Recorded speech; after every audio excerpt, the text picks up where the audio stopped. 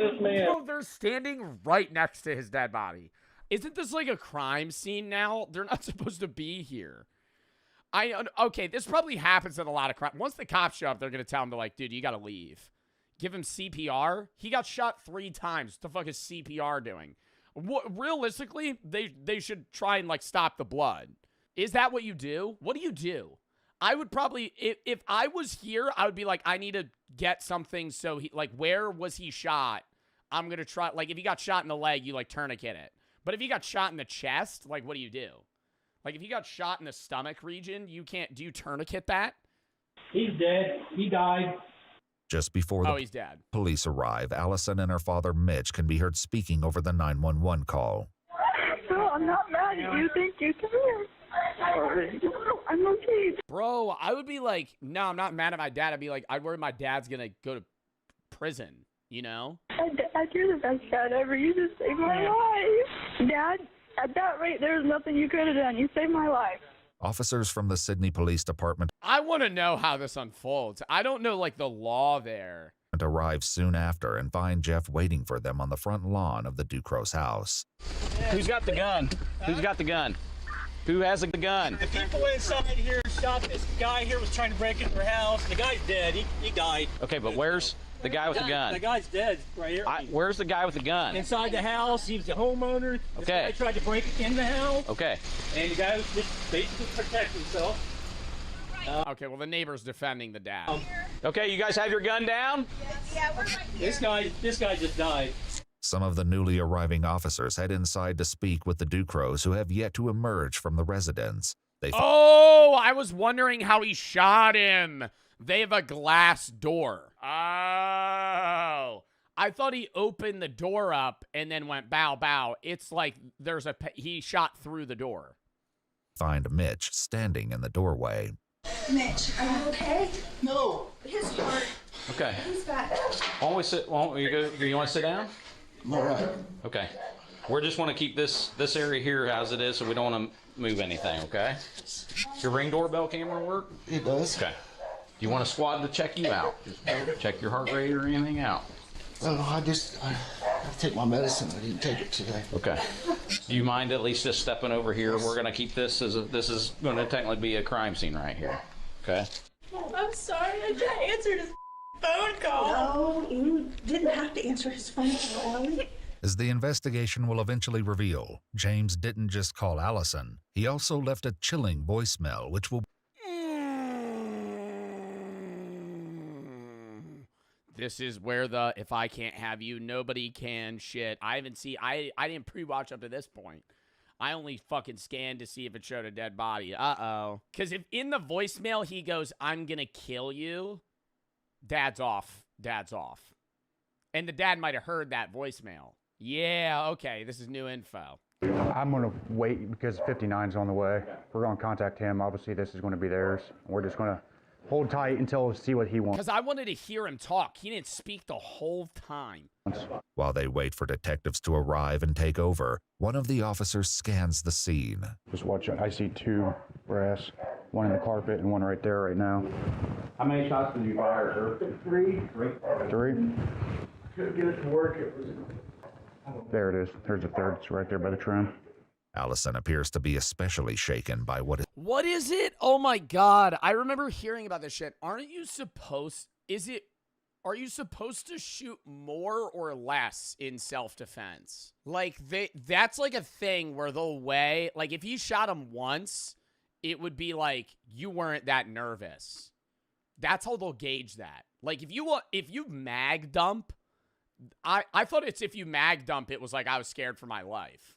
Not less. Because I'll watch, like, whenever I see, like, Twitter death videos, it'll usually be, like, somebody breaking into, like, a jewelry store, and they'll, like, hold the gun up, and the guy at the counter will mag dump into the dude. Like, I'm talking, like, 12, 15 bullets into one guy.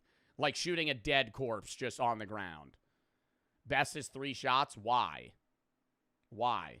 I don't understand. Shoot to kill? Well, no, the one thing that I've seen is if you shoot and they run and then you shoot again, you just murdered someone. That's where it changes as well. Say somebody's running at you with a knife. You shoot them, they drop the knife and run, and you shoot them again, you just murdered someone. That wasn't self-defense. Because they were running. That's so cringe, but that's the rule. Like, they're no longer threatening you. You shot them, removed the threat, they dropped their knife and ran. And then if you shoot them in the back, you just murdered someone. Really? Yes. Not in Florida? Well, that would be murder because that's not self-defense anymore. There's a law for that? Well, it's not even necessarily a law. It's just how they're going to see it. That's why they go over crime scenes. It's like, where did the bullet enter? If the bullet entered his body in the back, that means he was turning away. And that means the dad killed him. Well, obviously the dad killed him, but not in self-defense. Keep each other calm, work together. Just stay sitting down. If you want to lay on your back and just kind of stay flat, just that would. Sadly, an L take. It's not a take. I'm not saying that. Yeah, no, honestly, yeah, no, I'm not saying L take like, oh, it's bad. If somebody ran at you with a knife and you kill them, I'm not going to be like, oh, you did the wrong thing. They fucking ran at you with a knife. But I'm just saying, if somebody runs at you with a knife, you don't kill them in first shot, they run, and you fucking shoot them again, you just killed someone. If you do pass out, you're already laying down. She isn't the only one rattled. Mitch soon breaks down as the officer follows him into the bedroom to collect his ID. Well, he probably didn't want to break down in front of his daughter. Just take a deep breath, okay? Or you can put your wallet back over there, okay? Out front, yeah, I think he's recognizing it. Other officers attempt to administer aid to James. They place an AED, or automated external defibrillator, onto James' chest and wait for results. Call for help. Apply pads to patient's bare chest as shown. 8537. No shock advised. It is safe to touch the patient. Tragically, it seems it's far too late to help James. Once again, Jeff offers an explanation. How long has he been down? He's been there for a good 10 minutes. Okay, we're not doing anything. Yeah, I watched about 7 or 8 minutes ago take his last couple breaths. That was it. He died. This is his car running right here. He tried to kick in the back door, and he came along the front. He tried to get it through. Bring me, you got a blanket? He's 6. He's 16. 16. 22-year-old James Rail is declared dead. Wait, what? Oh, is that like a code? He's 16. Oh, I thought they were saying he's 16. I was like, he's not 16 years old. 16 means dead. Oh, yeah, sorry, I didn't know that. Sorry, I didn't know the fucking number code. Oh, yeah, no. My bad. I'll start researching that more, Ark. Is declared dead at the scene. Inside the house, Allison informs the officer that she has a heart condition and is having chest pains. Emergency services are notified and begin heading to the home. Just don't lean on anything to where, because if you pass out, your arms won't hold you up anymore, okay? It isn't long before emergency services arrive. Dude, literally what's going to determine whether or not the dad's in trouble is what the voicemail says. Because if the voicemail's a threat... They'd been on their way before their call was canceled when James was declared deceased. You want just your blood pressure or anything checked, sir? Yeah. I mean, if you're not feeling... It's going to be high, I'm sure. It's expected. Guys, don't apologize. The Ducros are all medically cleared, and soon the detectives arrive. All right, how we doing? Doing better. Back in the mat. Everybody okay in here then? For the most part? Okay. So, definitely exciting, huh? Not really. I don't like it. No. Definitely exciting, huh? What is... Yo, great way at calming the situation here. So yeah, that's literally a guy, bro, detective. Yo, I honestly think some detectives are like so like no, like they're so like gray to like death that like no, he's literally trying to crack a joke. Like he's like I'm not trying to relate this to like the show Dexter or anything, but like a lot of the if you're so desensitized. You're so desensitized to it to the point where it's like, you know, another crime scene. Ring. It's very good to have that ring because that door makes it look bad. Later that same day, each of the Duke... Oh, the door... What do you mean the door makes it look bad? Oh, the door makes it look like he murdered him and there was no threat because there was a wall. If he didn't shoot through the glass, it would have been better. ...came down to the police station to retell their version of events. As Allison was the closest to James, she provides much of the background. However, what she shares likely isn't what investigators expect to hear about their relationship. How long did you guys date? Okay, so it was like an on and off thing for a couple of years. Okay. I want to say in total maybe like a year and a half if we added it all up. Like all through your high school years or after you graduated? It started in high school and then it went out of high school. Okay. Just very briefly. Allison says they remained friends even during the times they were broken up. However, that all changed after their final breakup around 2019, over 3 years earlier. Ooh. Yeah, no, he left a threat. 3 years? 3 years after their breakup, he's still showing up to your house? Bro. What caused that breakup? He was just being Okay. Sorry, I'm sorry. We're all adults here. You can say whatever you need to say. He was just being rude all the time, and I was just like, I don't wanna put up with it. Was he ever abusive physically or mentally? Well, maybe mentally a little bit. He would just get in my head a bunch. When he got mad, what kind of things? Was he aggressive at all? He would just tell me everything that was wrong with me. He would say that nobody was gonna love me anymore.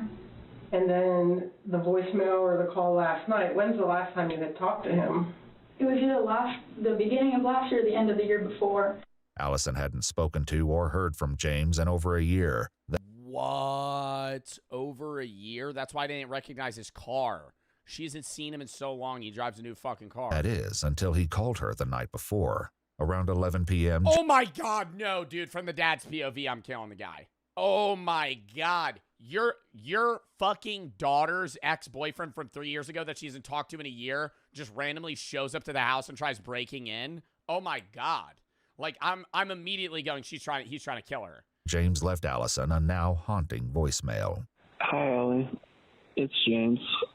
I just wanted to reach out to you because I just wanted to see how you're doing and maybe hear from you if that would be all right, I guess. It's been a while since I've talked to you, and I don't know. I feel like it, I don't know what I feel. I do know that I do want to talk to you, though. I do. It'd be nice. It'd be sweet. It's probably late right now, but if you want tomorrow, you could probably give me a call. And, yeah, it's about it. Ooh, that's not a threatening voicemail. Please give me a call back. Thank you. Allison never returned his call. It's weird. Weird, creepy, yeah. Not threatening. Did he call out to you or anything when you got there? No, he literally did not even say a word, which was, it like, put my little radars up on him. Yeah, I think if he said something, I think there still is a defense for the dad where it's like, he didn't say he wasn't armed, he didn't say anything, he had his hands behind his back, then just started trying to break in. If, like, the kid was like, I just want to talk, and then the dad shot him, I think it was like, okay, that's clear-cut murder. It's not normal.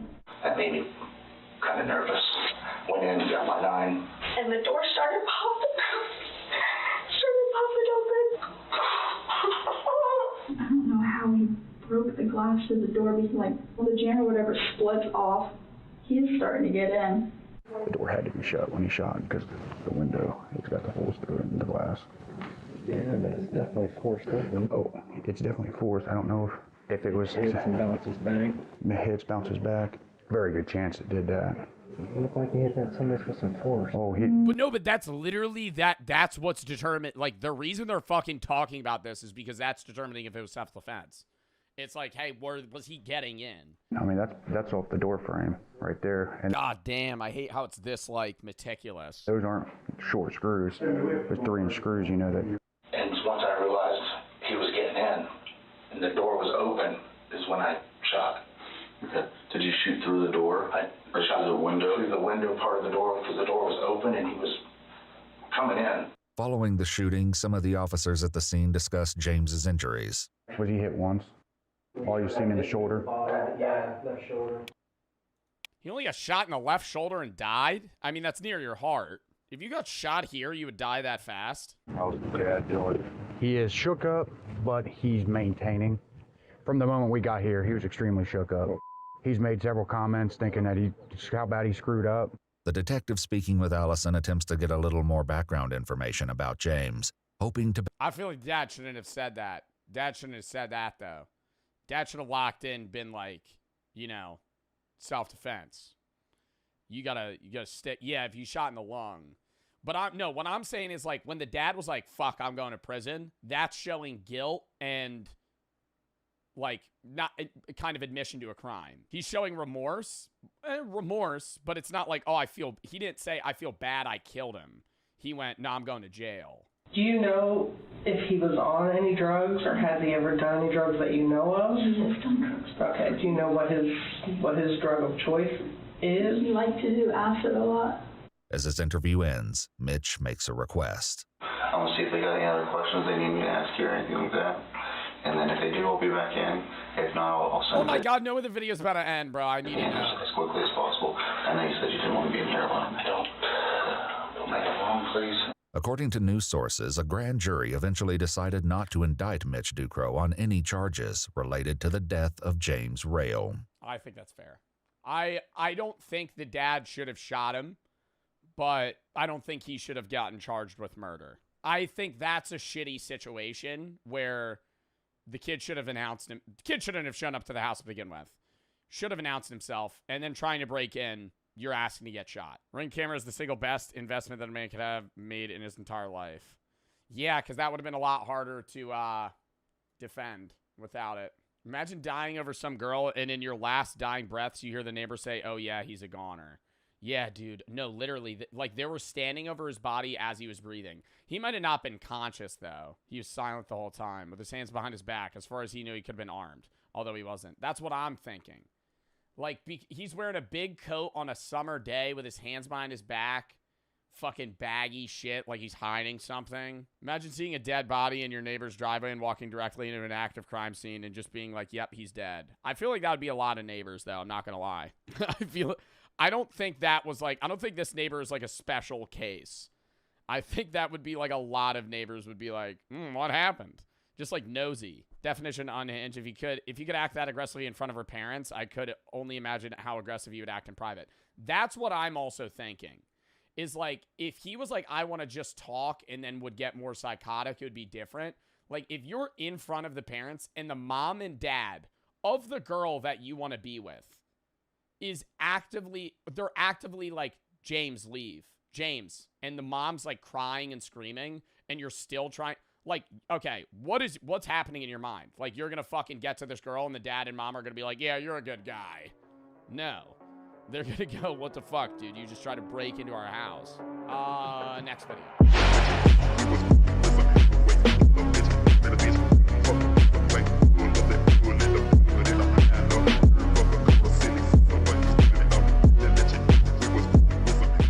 Obsession is way darker than you think. I think Obsession is the recency bias definitely included, but I think Obsession is the best horror movie that I have ever seen. I think it wasn't cheap scares. And I too used the term scary in a different video, and a lot of people got mad because they were like, well, horror films don't have to be scary. And I'm like, well, I use scary and horror interchangeably. I know the definitions are different, but it's like this movie brought a level of discomfort that I had never experienced watching a movie before. Not to the level of like gore or grossness that Terrifier has, just pure like stress. This was the most stressful movie I think I've ever watched. The entire film, I was watching it like this in the movie theater because it's that disturbing in general. I'll turn it on. I'm gonna pause a lot to talk about specific scenes and just what I think about the movie in general. I hope Curry Barker is a director in 85 movies in the upcoming years because, my God, this was a great movie. And I think the actors were great, too. Is it gory? I wouldn't say that this movie's that gory outside of, spoiler alert, this whole thing's going to be a spoiler alert. Outside of the one scene where he's talking to Sarah in the car, in the whole scene, chat, the way they're angling it, you could tell that Nikki's just going to fucking run through the window and start smashing his head in. And that was the goriest scene. That was like Terrifier level gore. smushed her face into a million pieces into a steering wheel. That was horrible. I didn't breathe. To put it in perspective, the reason I say Obsession's one of the scariest films I've seen isn't because of jump scares. It's just the pure horror aspect left me feeling so uneasy that I think I was genuinely breathing once every 30 seconds. Brand new horror movie. In this video, we will be diving straight into its deeper themes. And I love the simpleness of the idea of the wish, right? And the one wish Willow in the senses of like, you have to word it perfectly, otherwise you get fucked over. And symbolism. There will be spoilers. Let us begin. The premise is so simple, but what emerges from it is one of the deepest descents into darkness that I have ever witnessed on a cinema screen. Baron, or Bear as he's known, fancies Nikki. He is the villain. He is the villain. We were talking about it, and I was like, well, he's just an idiot. And then I was thinking back on it, and I'm like, there's multiple instances where he could have fixed it and just didn't. And it's like the wish in premise is already fucked up. But like he could have just been like, I wish I had the confidence to ask Nikki out. But his dumbass goes, I wish Nikki loved me more than anything in the world. What a dork. And then while she's asleep, she's like fighting the demon and she's like aware and she's like, kill me. And then he just doesn't. And he gets an opportunity to ask her out. His friend. And it's also like, I know they needed this, so I'm not complaining about the movie. I think the movie, I have literally zero complaints about the film. I'm complaining that Bear is such a dork that he couldn't fucking come up with a better idea than he went to his friend and he goes, so let me give you the premise. Let me give you the rundown of the film. If you haven't seen the movie, but you don't care about spoilers. There is a character named Bear that moves to this city. One of his best friends is named Nikki. He really likes this girl named Nikki. He's liked this girl Nikki for a while, and he doesn't know how to tell her. And she ends up him, Sarah, Nikki. There's 2 girls and 2 guys. Bear and what's the other guy's name? It's Nikki and Sarah, and Bear and Ian. And all 4 of them work at the same, like, record shop. And they're all friends. They hang out. They go to the bar together. Nikki's quitting at this job. So Bear's going, I need to ask her out. And she ends up having her crystal earrings fucking fall down a drain or some shit. She loses them. So he goes to like this, you know, like a spiritual store that sells like jewelry and other items and candles and incense. And he wants to buy her something nice. And he ends up finding this one wish Willow that he plans on giving to her because he knows that she wants to be a writer. He doesn't think anything of it. They don't live in a supernatural world. This is just like wishful thinking, one wish Willow, you snap it and you think it'll, you know, come true. He's just being nice. So he drops her off and he plans on asking her out. And instead of asking her out, he folds like a chud. And she even says, if you like me, now's your time to tell me. And he says he doesn't like her like a fucking dork. Forgets to give her the Willow. And then he ends up just snapping it and wishing for her to love her or love him more than anybody else in that moment. She ends up walking away. He, like, right after he snaps it, she, like, is standing on her porch watching him and is immediately obsessed with him. Goes over his house that night. Ends up, like, sleeping with him. She watches him sleep, which is really weird. So things already, in the first day, take a dark turn, right? They are sleeping in the same room. He wakes up in bed, and she's, like, in the corner watching him sleep. And is like she has like an uncanny look on her face. She's crying. It's really creepy. Also, his cat just died. The next day he wakes up and she made like a weird vigil in his kitchen of the dead cat on the ground with candles. And so she dug the cat out of the trash, which was weird that he put it in the trash. I don't know why he didn't bury his fucking cat. Can I say that? That was a side thing of like, Bear's a fucking weirdo. You're so sad about your cat being dead. Imagine throwing it in the trash. Like my dog dies and I just chuck it in the garbage. Like what the fuck? Like bury it, you know, get it cremated. What the fuck? Like just a weird way. Like he puts it in a trash bag. So she makes this vigil for him and it's like really creepy. And he's like, Bear goes, Nikki, you can't do that.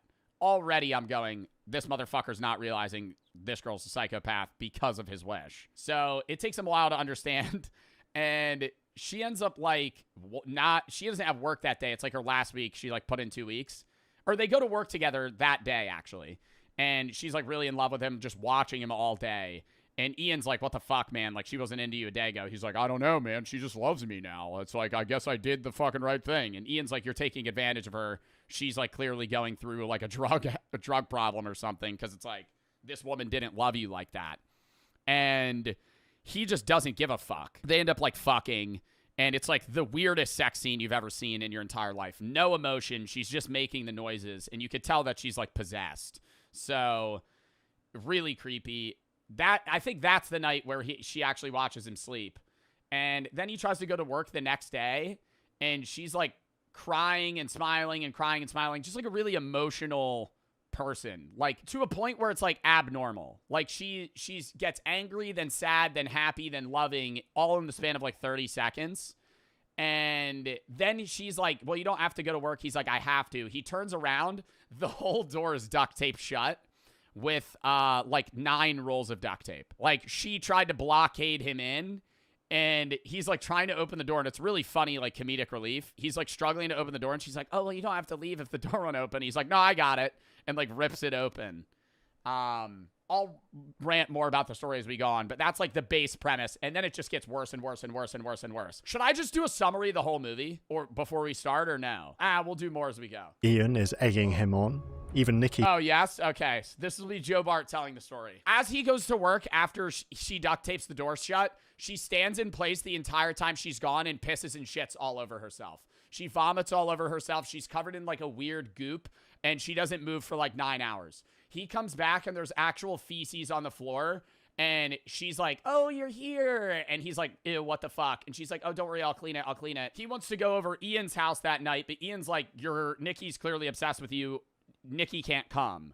So he says that like he's gonna go. She gets excited. She starts showering, and then randomly he's like, oh, well, it's like a guy's night. And she goes in the shower, like violently. And it's like, oh, fuck. You're sitting there going, oh my God, like this girl's crazy. So she ends up going to the party, and they're playing Jenga, but it's a version of Jenga. You might have played it at a party or not. It's like Jenga, but there's like dares on the blocks. So as you pull a block, you read it, and you have to do whatever it is. And they're going around, and Sarah has a crush on Bear. Bear knows this, but Bear, for some dork-ass reasons, obsessed with Nikki. Sarah's a beautiful girl. She's very nice. She likes Bear. Bear doesn't like her. I'm Bear. Sarah's here. Sarah pulls a block, and it says, or does Bear pull the block? Bear pulls a block, and it says, like, kiss the person to your left, which would be Sarah. And that's where you see this scene of Nikki frowning, where she looks up, and she's like this. She slow walks behind Sarah on a wooden floor, pulls her chair back, like, stands in front of where Sarah was, and then kisses him. Basically says she'll like kill anybody that like wants to be with him, and everybody's uncomfortable. And then she's like, okay. She was like, I'm joking, and nobody laughs. And then she's like, okay, I'm not joking, for like, fuck you guys. Randomly snaps out of it, right? So like real Nikki comes back, starts freaking out, breaks a glass bottle, starts stabbing herself in the eye, snaps back in, goes, oh my God, I'm so sorry. And then goes to the hospital. Bear brings her back, and he's like, and everybody's like, what the fuck? And through this whole thing, Bear's telling no one any of the weird shit. Bear's like, I don't know, man. She's just going through something. Her dad died. She lied about her dad having cancer or something. And when Bear brought it up, she, in the middle of a restaurant, has like a fucking full-on meltdown. Anyways, I'm skipping some things. Fast forward, she packs him lunch one day for work. He goes, he eats it. On a sticky note, it's like, for my love, Bear, and he wants to be a food critic. On the back of the note, it says, how does cat taste? And Sarah's reading the note, and she's like, what does it mean, how does cat taste? And he's eating his own dead cat that Nikki filleted, cut up, and put into a sandwich. He throws up. It gets to a point where, God, I'm trying to remember, like, what else happens. She watches him sleep. They end up having a conversation where he's really uncomfortable, and then she does this really backwards walk, like uncanny shit. He says he's going to go out and like give her time and space, and she basically threatens to kill herself like a psychopath, which is weird that actually happens in real life. And it's not Nikki's fault in the movie because Nikki's obviously possessed, but it's like there are people that do that. It's like every toxic relationship times 5,000 to like the worst possible capability it has. Oh, she also snaps out of it while they're making out one time. And then he just like doesn't care, which is really weird.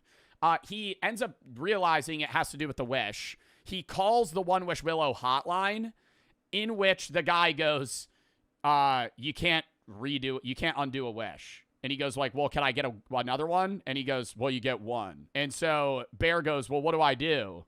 And the guy goes, well, you could kill yourself. And he's like, what? And he's like, oh, well, the wish only lasts till you die. So then Bear's like, well, I don't want to kill myself. So he like just keeps trying to be, he's basically like, Nikki, if you love me, you got to be normal. And she's like, okay. She'll have like a bout of being normal and then immediately be weird again. And he ends up going to Ian. Well, Sarah ends up telling him that Ian's been fucking Nikki and didn't tell him. And Sarah's like, I know Nikki's not in love with you because Nikki's been sleeping with Ian. So what the fuck's happening? And Bear's like, well, oh, like, I didn't know that. He ends up sitting in a car with Sarah. He ends up finding out like Sarah likes him and they were going to kiss. And as they're about to kiss, Nikki runs through the windshield, smashes Nikki's head in, kills her, and then wraps around the back. And she's like, well, Bear, you did this. This is your fault. And then they hide the body. So they get rid of a body. They murder someone. They hide the body. Then, bro, you're saying spoilers. The whole movie's a spoiler, dork. They hide the body and then Bear finally has the bright idea of going back to the store and getting another One Wish Willow and trying to get his friend to undo the wish by using their wish. So he goes to Ian, this guy, and he goes, you're not going to believe me. Nikki's possessed. I asked her for love me more than world, blah, blah, blah. You need to undo this wish. This is what you need to say. Ian goes, bullshit. I wish for $1 billion. Snaps it. $1 billion falls from the sky. Ian goes, fuck.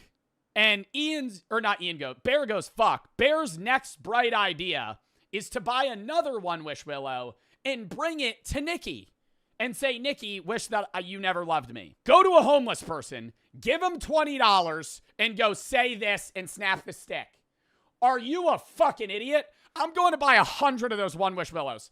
I'm walking on the side of the road and I'm saying, say this, snap it, and I'll give you $20. And a homeless guy's doing it. You're a jack off. You know, you're a jerk off. You're an idiot, right? Why did he not do that? So he ends up going back to the house, tries to get her to do it. She has a fucking revolver she got somehow. She's covered in blood. And she's like, you're going to shove this revolver up my vagina. And he's like, whoa.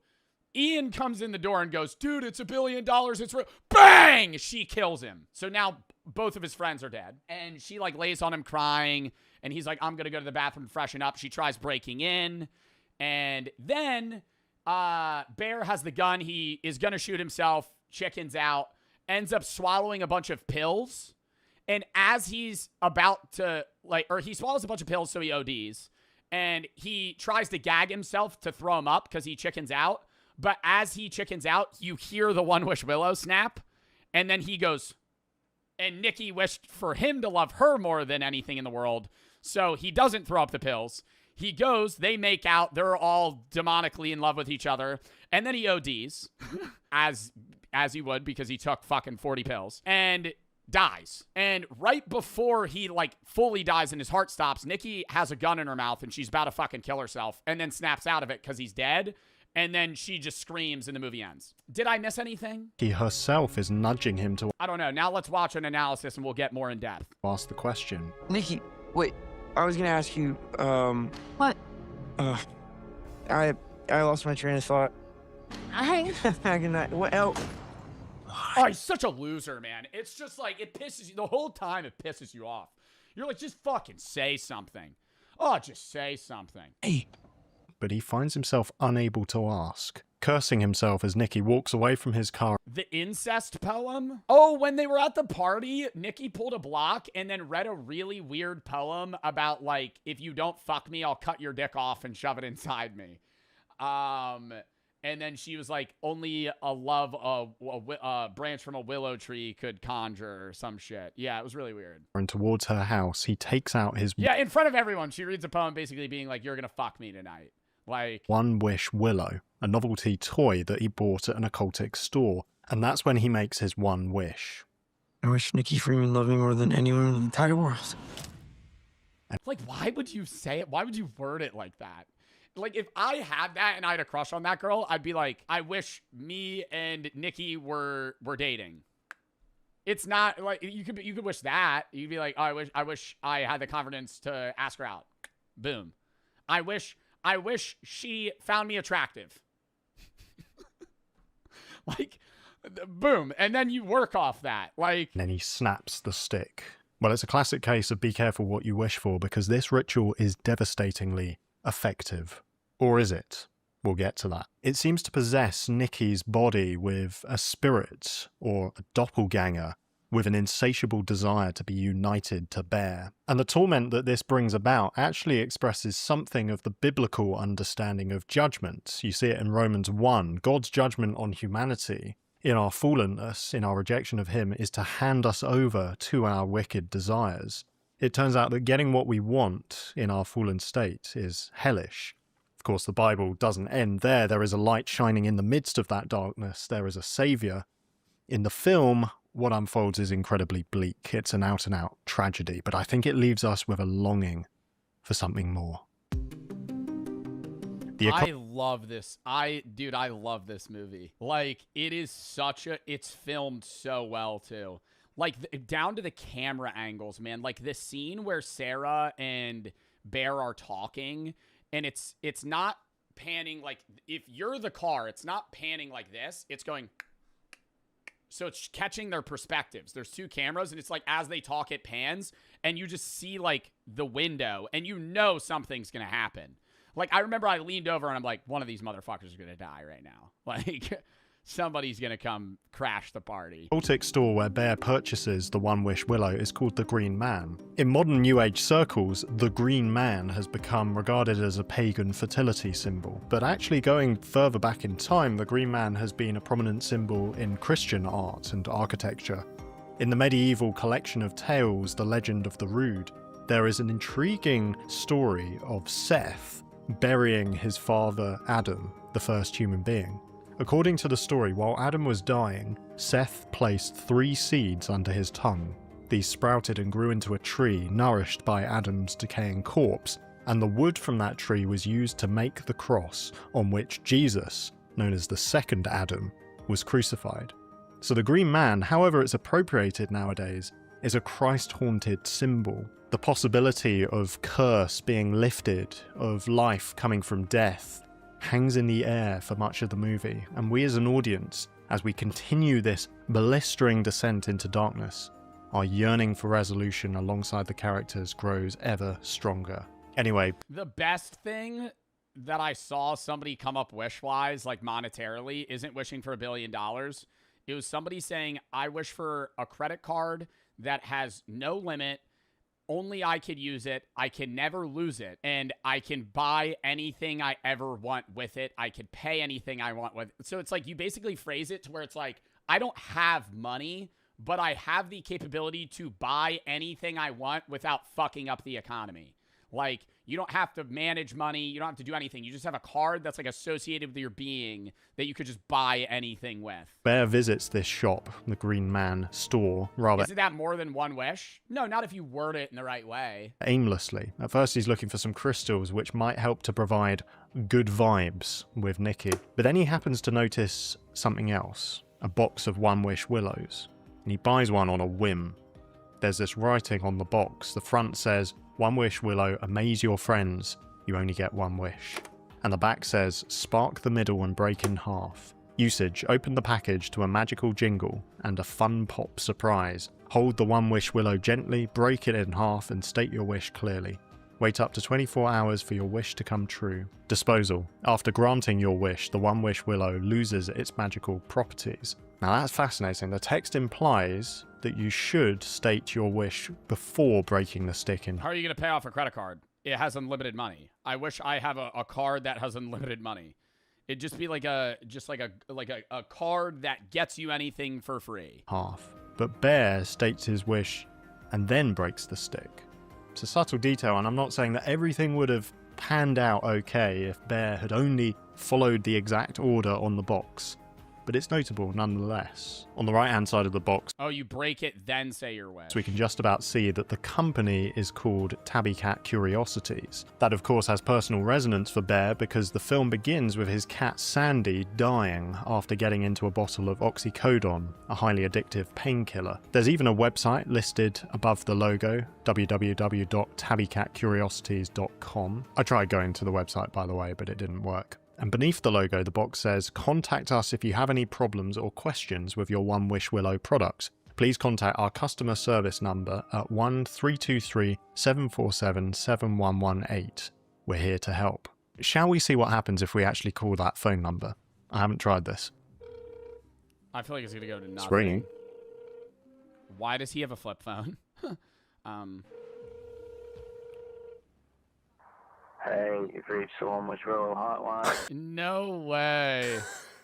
Unfortunately, we're not liable for any unintended things that might have happened to you or your loved ones. That includes property damages, psychological distress, emotional trauma, extreme personality changes, deeply special displays of love, bodily harm, death, or anything resembling possession and stuff like that. It's all there in the fine print, but maybe you didn't read it. Most people don't. If you need further assistance, well, I hope you can find it because there's not much I can really do. Good luck. Oh my goodness, it works. That is a phenomenal bit of marketing. I imagine it just goes through to Yeah, and very few people catch that, dude. Like, even in a movie theater, it's hard to read that specific number. the answer phone every time you call it, but still.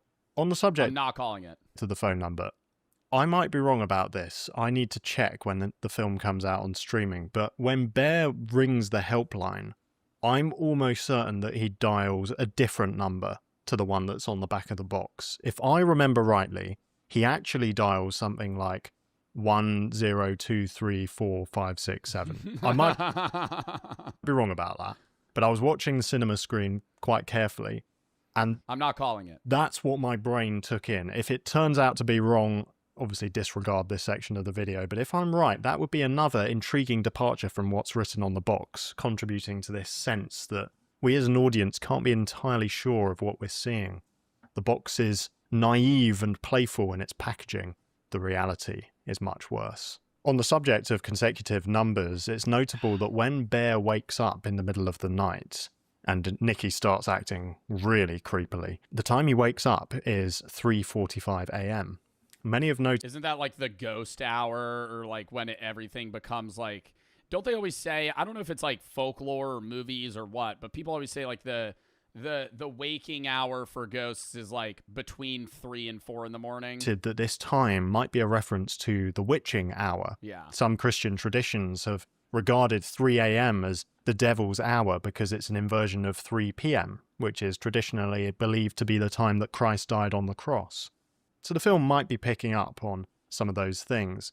On this channel, I discuss film from a theological perspective because I genuinely believe that the Bible describes reality and helps to unveil layers of meaning in these movies, whether that's intentional on the part of the filmmakers or not. I often get comments saying things like, "I'm not a Christian." What is this? Is this an ad? It's not made explicit, but I think there are multiple signs that Nikki is demonically possessed in this movie. Whatever it is, it functions in that manner. Immediately after Bear makes... I don't know. Like, initially, I didn't think she was demonically... Okay, no, I did. Because very soon into him making the wish, or very soon after him making the wish, she has, like, multiple moments where she snaps out, screams, freaks out, and then snaps back in. So it's like, even if it's not a demon possessing her, there's clearly something that's like skewing her capability to individually want these things to happen. Like, she's not under control of her love for him, right? Which I don't think he wanted when he asked that, but it's like, dude. The wish, Nikki starts acting very strangely. Her obsession with Bear quickly becomes otherworldly. She moves in with him, she makes a bizarre indoor memorial for his dead cat, she watches him sleep, she gaffer tapes his front door to make it hard. That shit was crazy. Dude, that's like 9 fucking rolls of tape. when they turned and I saw that, that's when the woman next to me, I said this. I didn't spoil it at the time, but after I watched the movie, I came back on stream, bro. The woman next to me went, "Oh, fuck no," out loud. And I died laughing. It was like the funniest side commentary. Like you just sitting there, just a random person, just hearing their reaction to that. His front door to make it harder for him to leave. And when he prizes that door open, she just stands there waiting for him to return.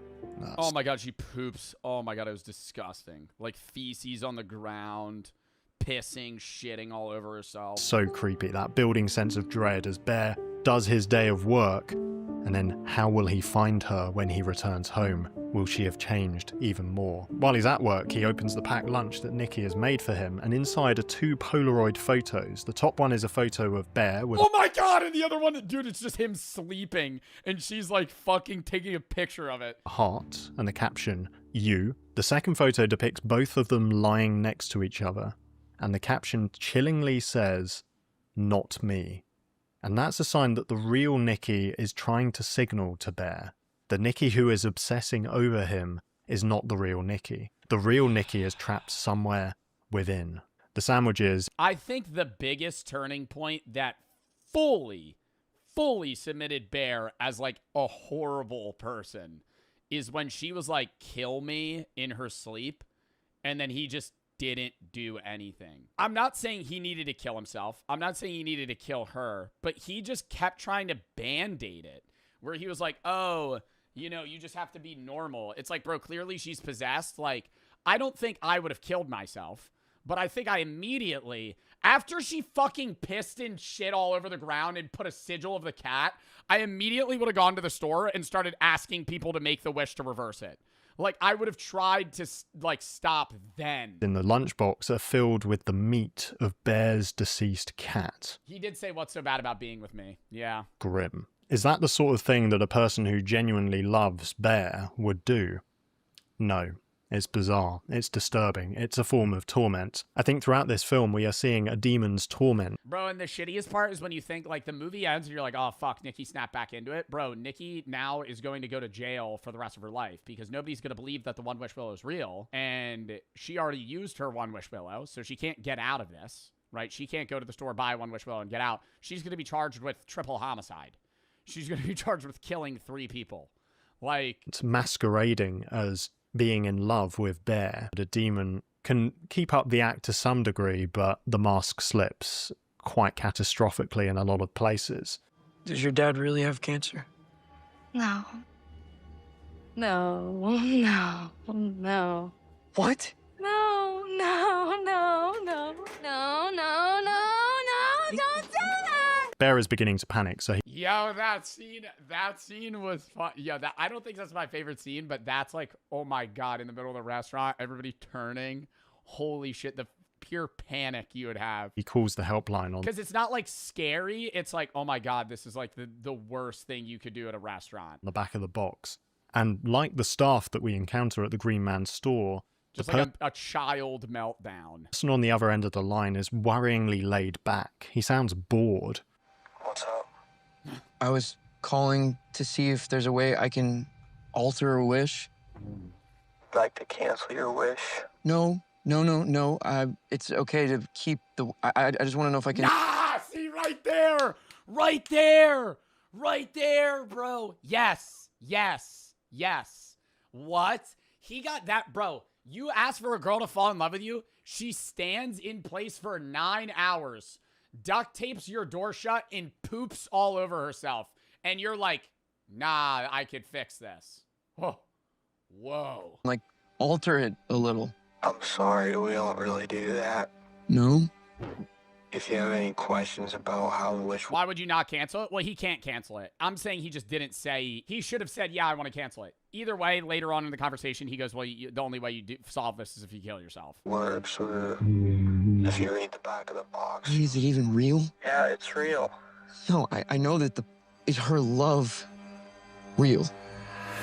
Oh my God, he goes, do you want to talk to her? Oh my God, I forgot about that. He goes, do you want to talk to her? And he puts her on the phone. Well, he doesn't put her on the phone. He just like lets him hear what's happening inside the house. And inside the house, she's just screaming for like 8 hours straight. Screaming. Just because you chose this for her doesn't make it less real. Oh, that is a chilling line, isn't it? And Bear will come to see that it's a lie.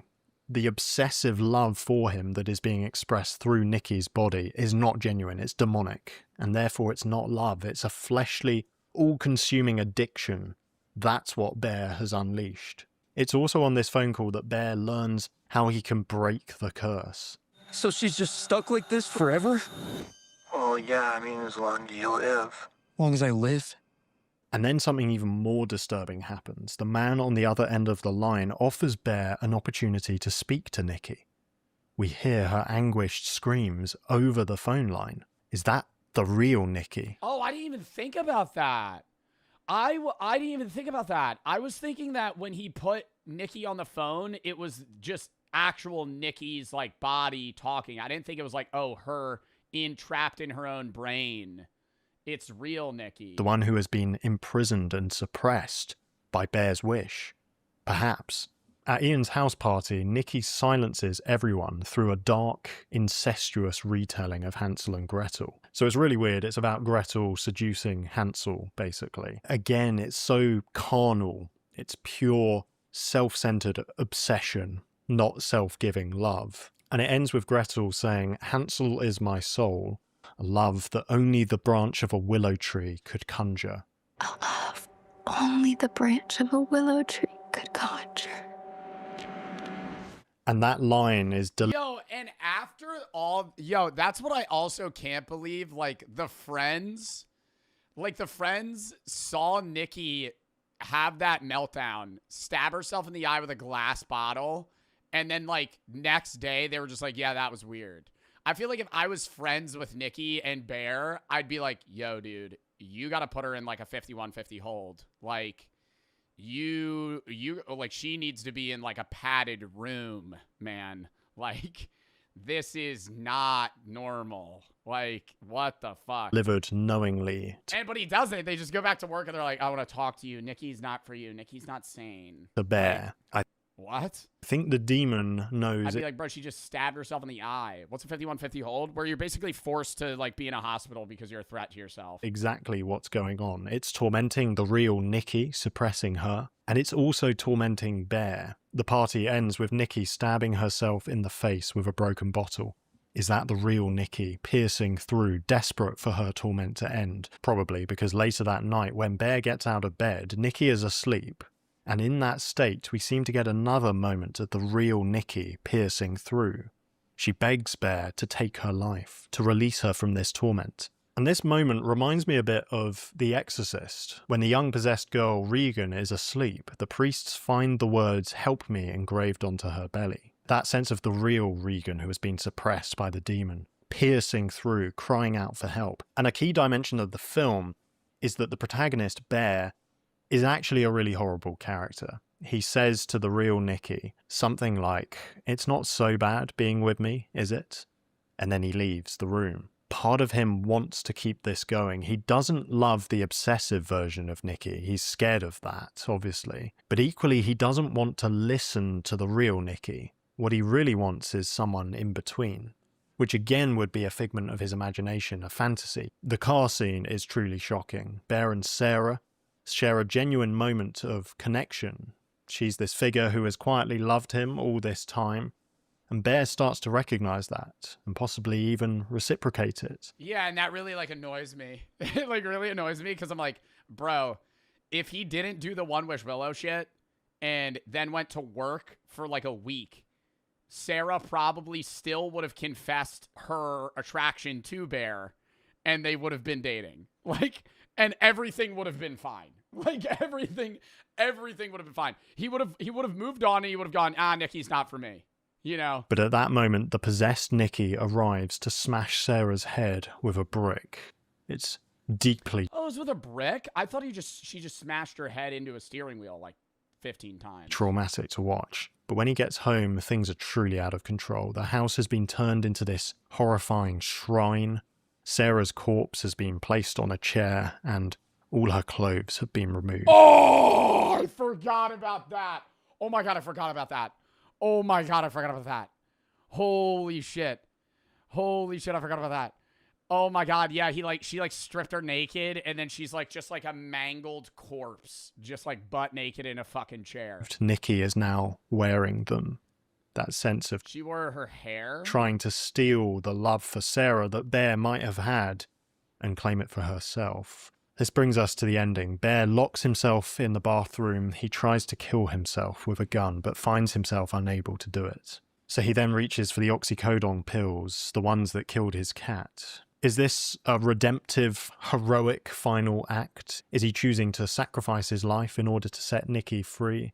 Well, it seems to me, the way it's framed... But it's like too little too late, you know? Like, they've already killed 2 people, and now he's like, okay, I'm just gonna kill myself. I don't think he was killing himself to help her. I think it was like, I have no other option. Like, this is the only thing I can do. I don't think he was doing it for her.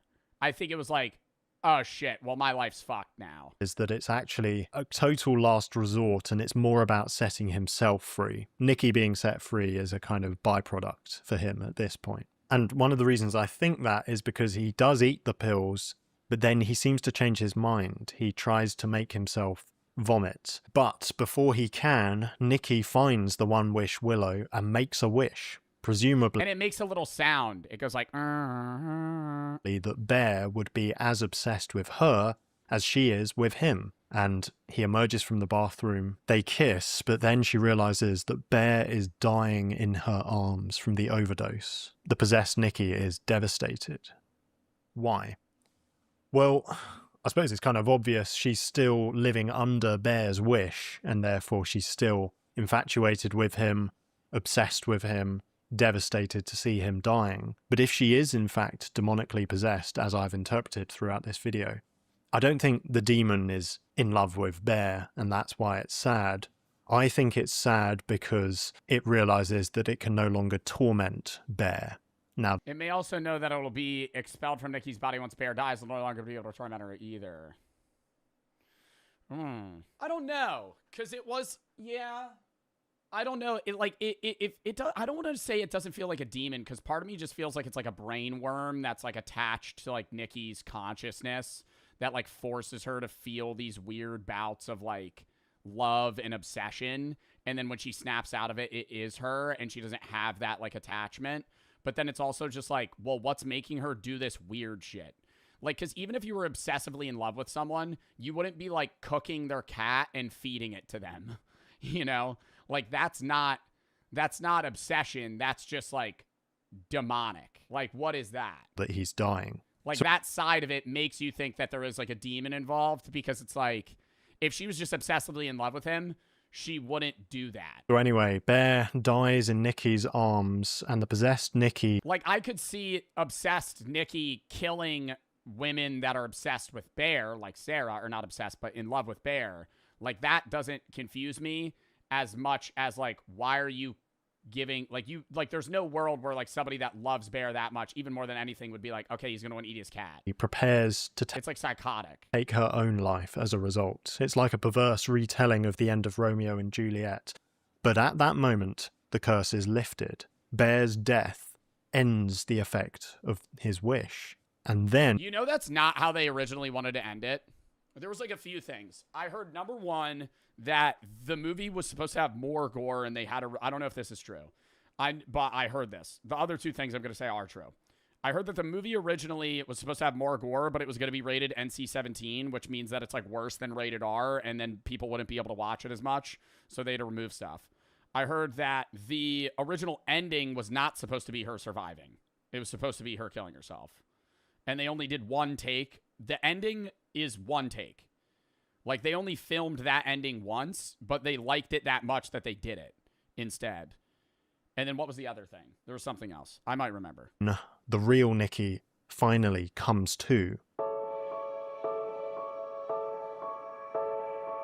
So there's a hint of deliverance there. Nikki is released from the curse, but it's definitely not a happy ending. She returns to her body and her life, only to find it in total ruins.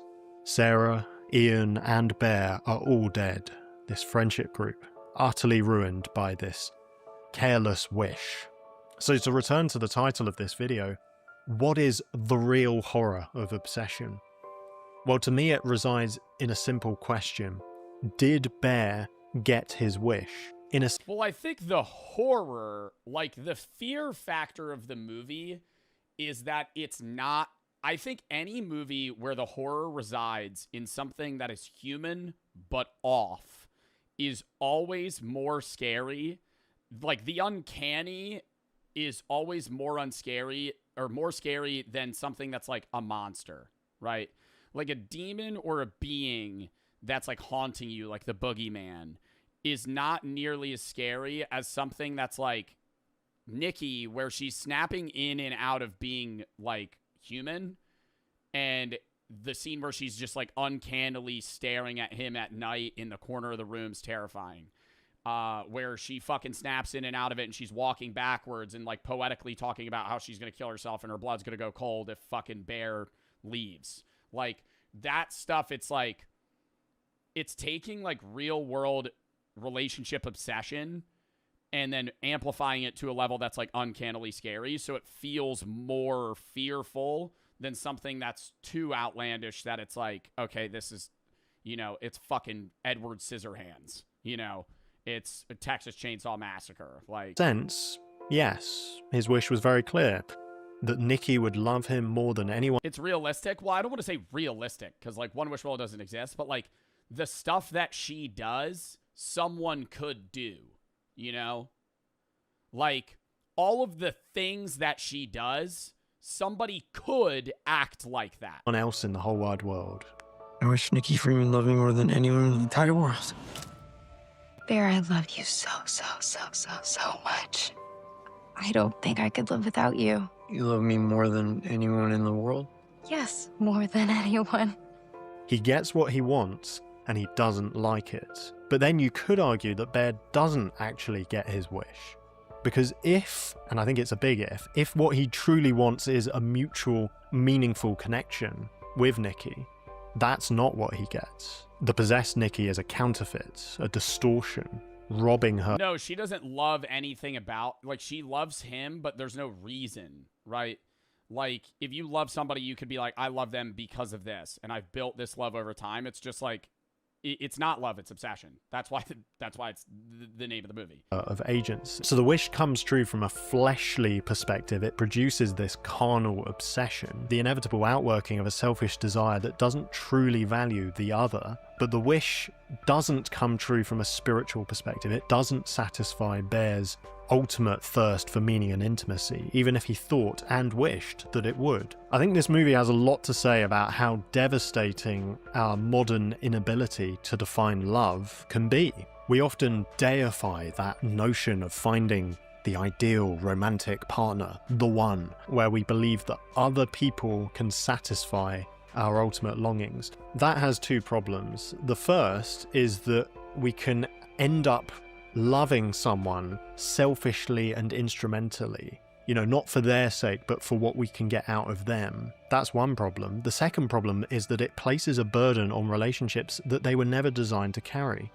If I make another human being into my God, they will disappoint me, and it's very unfair on them. According to Christianity, we can only know what love actually is when we look at God. He's this eternal, loving union of Father, Son, and Spirit. And his love is most clearly revealed when it is poured out in self-sacrifice for us on the cross.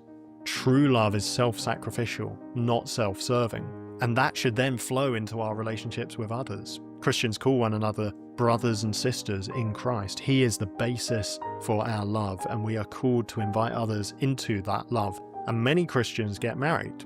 But again, that's founded on self-sacrifice rather than selfishness, because in Christianity, marriage is this metaphor for the cosmic union. I just don't see how this has to do with the movie, if I'm being honest. Like, I'm not disagreeing with what he's saying. I myself am, you know, not religious, but it's just like, I don't think this was thought of when the movie was written. Between Christ and his bride, the church.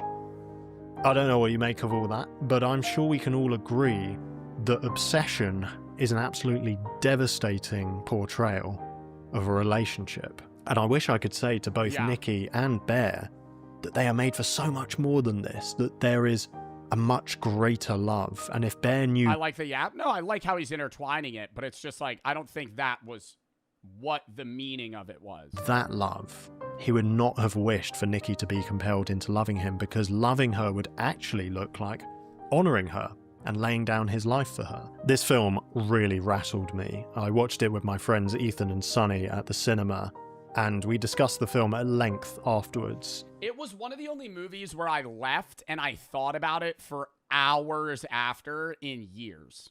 Like, I remember leaving that movie and I wanted to talk about it to people for like hours. Like, normally I leave a movie, talk about it for 10 minutes, and then I just move on, do something else. A lot of those thoughts actually made it into this video, so thanks so much, guys. Shout out to you. And here's the letterboxd review I wrote of the movie. One of the most terrifying films I've ever seen. I want to recommend it. Don't at the same time. It's a phenomenal feat of horror filmmaking. Just because it's genuinely disturbing. Yeah, I would say that, like, if you're not a fan of, like, scary or horror films, this is, like, probably one of the worst movies you could ever see. That night. 5 stars. One of the most terrifying films I've ever seen. I want to recommend it. I already read it. All right. Well, that was a fucking good video, dude. I also just love that movie. I'm glad I was able to talk about it.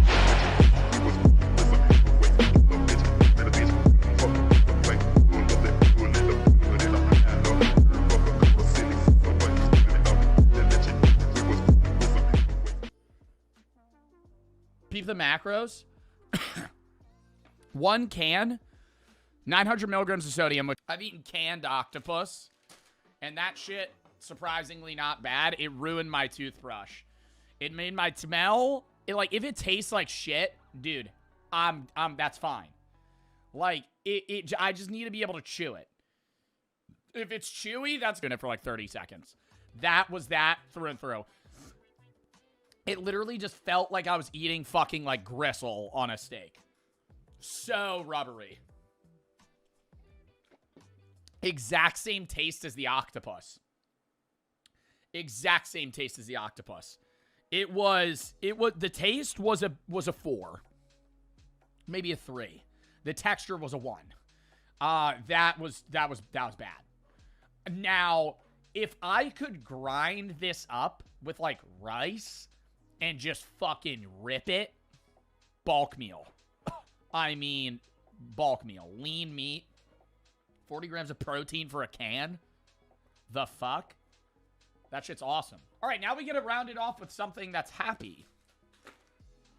Well, not really happy. The world's sourest candy balls. They're Black Megadeth. Black Megadeth balls. There's, like, different brands that make them, but they're these, super, super covered. What is that sour powder? Oh my God, what's that called? What is that sour powder called? The roof of my mouth would be bleeding. I was addicted to sour candy. Bro, no, because it was sharp. It was already sour, so it eats away, like, your fucking gums or whatever. And the roof of my mouth, I would obviously be moving around, so it'd scrape. Teeth check.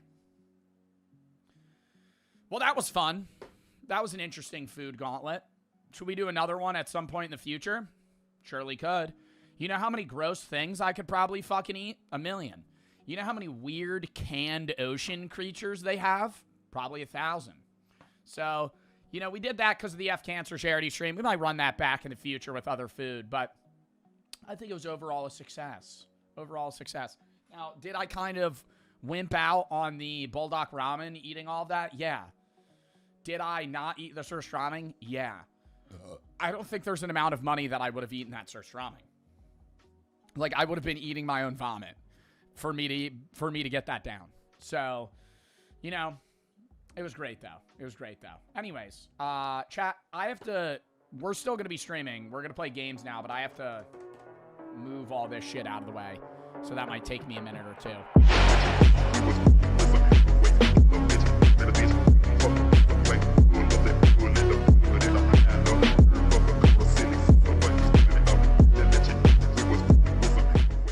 I think that took the juice. Well, they're not, like, extracting vomit. It's probably some sort of pheromone and taste that's similar to the taste of vomit. Yeah, but drinking your own piss. Like, if one of these was piss, I would be spinning that one constantly. Be beautiful. Sturds. Svenskvalar. Svenskahalvlar. Salty licorice filled with licorice cream. No palm oil. Oh, thank God. I thought there was going to be palm oil in this. I gotta say, oh God, these look even worse than the ones from Iceland. I ate a lot of like Nordic salt-based candy, and I don't get the hype. I literally do not get the hype. I think there's certain salty candy that's pretty good. I'm gonna say Mexican candy or certain Hispanic candy that is salty, spicy, and sweet at the same time. Chef's kiss, right? This, very acquired. Ugh. It tastes like ammonia. It tastes like ammonia. Oh my God. That's what it is. The smell in the top of my nostril is like when you crack smelling salts. It woke me up. I'll say that. Dare to experience the world's saltiest licorice. Svenskavalar is the original unapologetically salty licorice that stands unrivaled in the world. Embrace the salt. Embrace the bold. Embrace Svenskavalar. I don't know who would it... Like, I can't imagine somebody being like, this is my movie snack. You know what I mean? Like, that's what I just don't understand. Like, I ate one piece of that, and I'm like, I'm good. I'm good. That's the salt for the day. It literally smells like... I feel like I'm smelling salt in my nose. Wow. I refuse to believe that one piece of that is 2 milligrams of sodium. Wait, how much is sodium normally measured in? Is it milligrams? Yeah. How is it that little, though? Because that's like as much salt that would be on like a bag of potato chips. Maybe because it's just on the top. I don't know. That was worse than Bean Boozled. Not like, it wouldn't make me gag, but it was like, that was like a repulsive feeling. Following it up with something that's almost as salty. Vegemite, which Australian people love. Australian people love Vegemite. I think on a piece of toast, it's good. I had it once before. I don't even remember what I had it for on stream. I had it on toast, though. Do a spoonful. I don't have a spoon, so I'm going to do a fork. But it's so thick that it'll still pick it up. If you don't know, Vegemite smells kind of like poop. But also good at the same time. Like, I don't know how to describe it. Vegemite is, okay, forefront taste, okay, you know how there's, like, layers to smell and taste? The forefront smell is like dead fish. Like, the forefront smells bad, and you can't really it's not dead fish. It just smells bad. But then right after that, there's, like, a waft of, like, oh, that smells kind of savory. Kind of like a Worcestershire or an A1. It's so thick. And it looks just like a chocolate spread. Like, if you had COVID, I feel like somebody could convince you that this is like Nutella. What is it? It's like a yeast. I don't even know what Vegemite is. It's yeast. It's yeast extract, salt, and malt. That's it. And then riboflavin. So, like, other random chemicals. Folic acid. Is this healthy for you? Do Australian people eat this? Hey, Libby, local Australian in chat. Is Libby here still? Libby, do you guys eat this all the time? That was not as salty as the fucking salt licorice, obviously. It was on par in terms of taste like that. I think Vegemite is meant to be a very, very thin spread. And it's good. It's like people that just drink Everclear straight. It's like you got to dilute that, you know? You can't just drink Everclear. Same shit with Vegemite. You don't just take a scoop of fucking Vegemite. Next, we have hot monkey nuts. I don't know if this one was on the food gauntlet list from the charity stream we did last, but I somehow found this, and I thought it would be good to eat. What is that? I don't know. Unidad, Maruga, Scorpion Pepper, Carolina Reaper Pepper, Chipotle Pepper, Habanero Pepper, Ghost Pepper, Cayenne Pepper, Black Pepper, Ancho Pepper, processed in a facility that has peanuts, dairy, and, it says processed in a machine of fucking machinery that has nuts. No shit, it has fucking nuts. I'm eating nuts. Why would they have to fucking tell me that? Processed in a plant that processes nuts. No shit.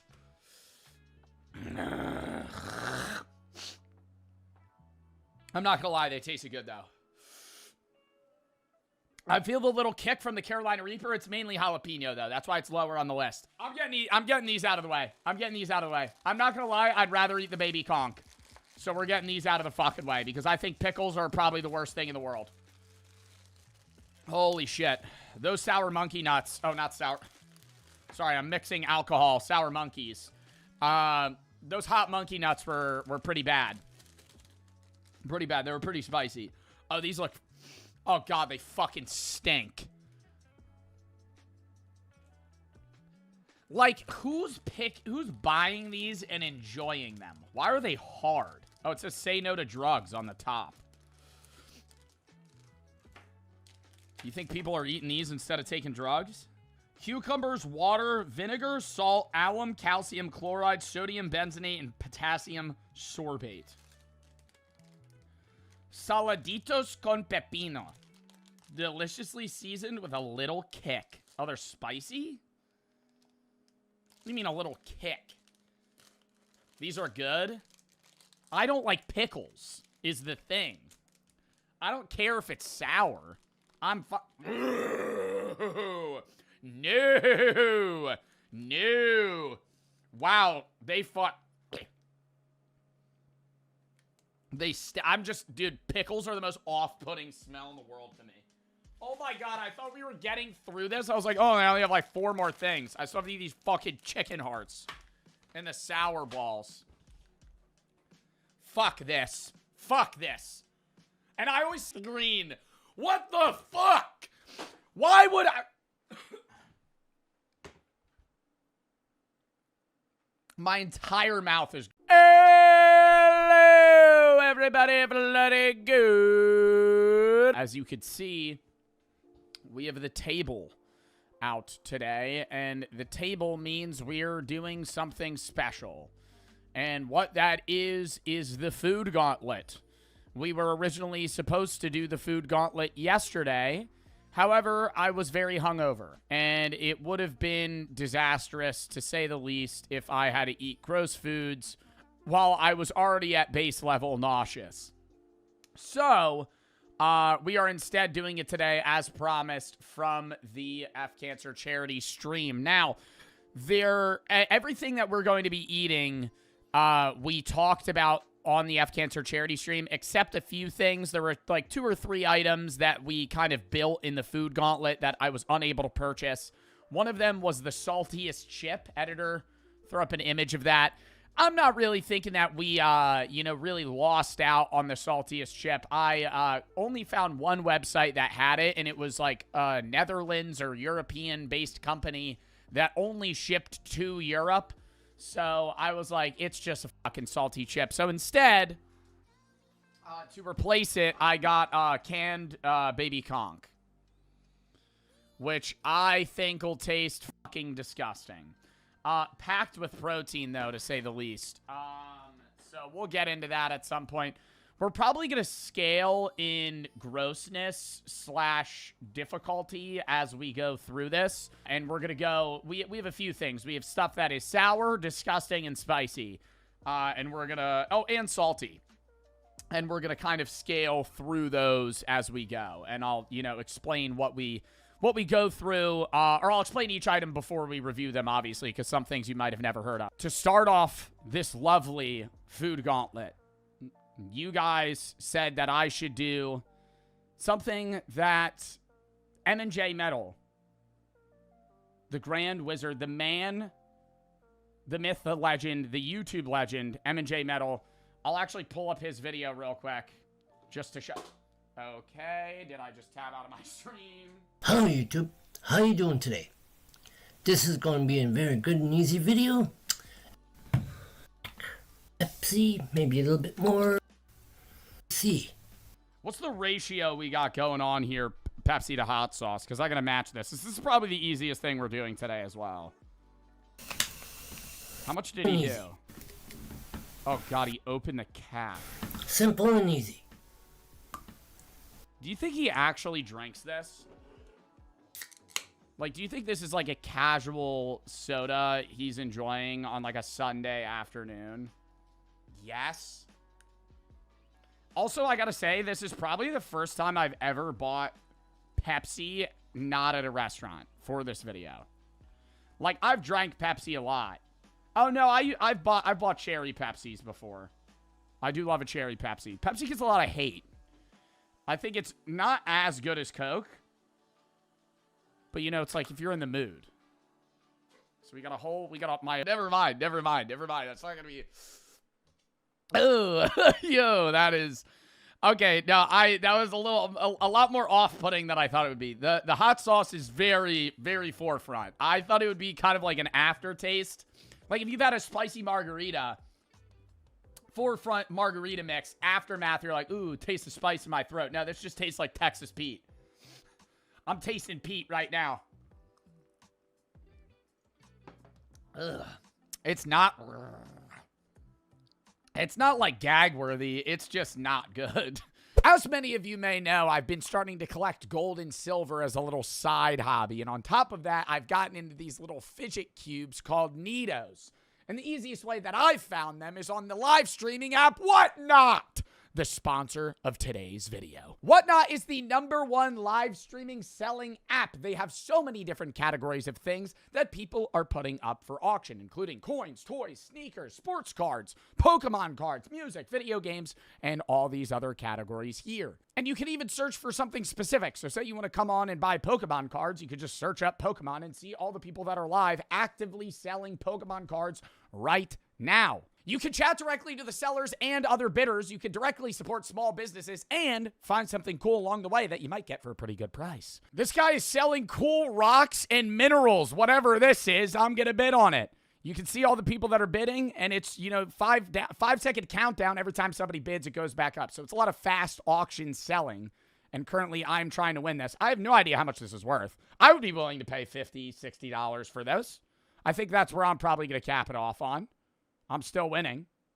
$56. And bang! In the pocket. So click the link in the description or scan the QR code on screen and download Whatnot and get $15 off your first purchase anywhere on the app. Plus, if you follow me on Whatnot, you will be automatically entered to win $1,000 in Whatnot credit, which could go towards a new pair of shoes, a gold bar, clothing, jewelry, rocks like I just bought that you saw just now, or more. It's literally up to you. Thank you to Whatnot for sponsoring this video, and let's get back into it. It's not chug it. They actually sell that at like fucking fast food places, but yeah, that shit's getting a 2. That's not good. It's not good. It's not disgusting though. It's just not good. Next. The only other like, I guess, easy thing we have Bean Boozle. Oh, should I show you guys what we have? Let's do a quick run through. We have Bean Boozled, Vegemite, which I've tried, the canned baby conch. We have the saltiest candy in the world. This was in replacement as well for the saltiest chip. That is all salt. It's the saltiest licorice, black licorice. Also, I don't really think any of these... Okay, I think if I get a bad Bean Boozled, I might gag. I'm not gonna lie. The whole baby conch, do you think the shell's gonna be there? If the shell's there, that's probably gonna be a lot more off-putting. I don't think any of these are gonna make me gag. Now, this, on the other hand, is a 1,000-year-old century... Or not 1,000 years old. 100-year-old century egg. And these are visibly rotting on the inside, and I think this will probably potentially make me have to run to the bathroom, aka go vomit. So I'm not looking forward to that. We also have whole freeze-dried chicken hearts. That's probably going to be pretty gross, too. I think these might be they're dog treats. Okay, so a part of the food gauntlet is dog treat chicken meat. So that's great. Yeah, it's just literally freeze-dried chicken hearts. I bet Daisy would love these. Chicken hearts aren't bad at all. Yeah, well, these are dog treats. Then we have, I think this is supposed to be like one of the sourest candies. It's like a black sour bomb. The packaging doesn't really do it very well. Oh, I forgot about this. Hot monkey nuts. Black, dude, that pickle Pepsi's actually like making my stomach feel like shit. Black Widow's Bite hot monkey nuts.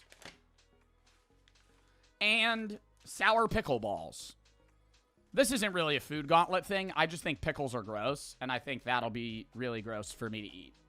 Oh, and then I also have a video of me opening surströmming. The reason I didn't do it on stream is because of Bobat, Bobat actually, and chat as well when I asked. I planned on opening it in this room, and I thought that it would be, you know, just gross, and then come to find out that, like, if you open surströmming inside, it is like, it smells for like weeks, and it sprays everywhere. And so, do you guys want to see that video now or later? I'll show the surströmming now. Let me pull up that video. I didn't eat it. I have free will, and I understand that this was a part of the food gauntlet chat. It was the most off-putting smell ever. Ever. And I'm not joking when I say that. Like, it was okay, you'll just, let me pull it up. What a liberal. Yeah, what a pussy liberal. Can't even eat surströmming. I had Jericho splice it together. God, that pickle Pepsi's really bad. Or not pickle Pepsi, that Pepsi hot sauce is really bad. Yeah, I had nowhere to eat this. And I needed somewhere that I could prop up my phone. And it made the shed smell for like 3 days. Yeah, I'm standing in a shed. Hey everybody, we are live from my friend's shed, where I'm going to be eating possibly one of the most disgusting things ever. Surströmming. I thought, I went into this going, I'm gonna probably not eat it, but I need to get a waft of the smell. And I obviously, you've probably seen videos. Also, this was $35. This can of rotten fish or fermented fish is $35. That's crazy. I've seen videos of people eat it. I've seen videos of, you know, people gag and throw up eating it. And usually when they crack up the can, they immediately, like, gag. And I was like, it can't be that bad. Peek the can. If I'm being honest, I don't think I'm actually going to enjoy the surströmming. I don't think I'm even really going to eat it. How I perceive this going down is I crack open the can, gag, maybe vomit, and then we move on. I've watched a lot of videos of people eat surströmming, and most people tend to vomit right when they smell it. I had to put that, I still have that can opener. I had to put that can opener in the dishwasher twice. I had to put it in a trash bag, bring it back home, and put it in a dishwasher twice. It smelled that bad. It explodes, spoiler alert, it explodes all over my phone. And I washed my, like, I didn't physically wash my phone. I had to wipe my phone down with, like, wet wipes, and I put, like, soap and a little bit of water, like, 9 times, and it reeked for, like, 2 days. Without further ado. Oh, God. I didn't think it was going to explode, though. I thought when people have it explode, it's like the can bulges. Bro, just watch. Differently. I don't want to drop it. Hold up. Cutting. Oh, no. I can't cut. You got to see the whole thing. How should I do this? I don't want to. Oh, it's juicing a little bit. It's juicing out a lot. You can see it right there. It's dripping everywhere. Oh, that really smells.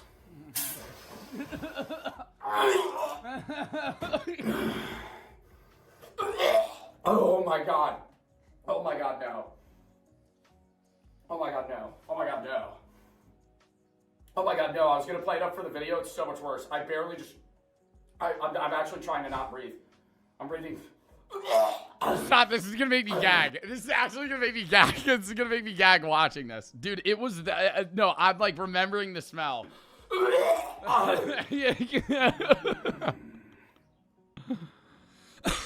Chad, I don't think I can do this.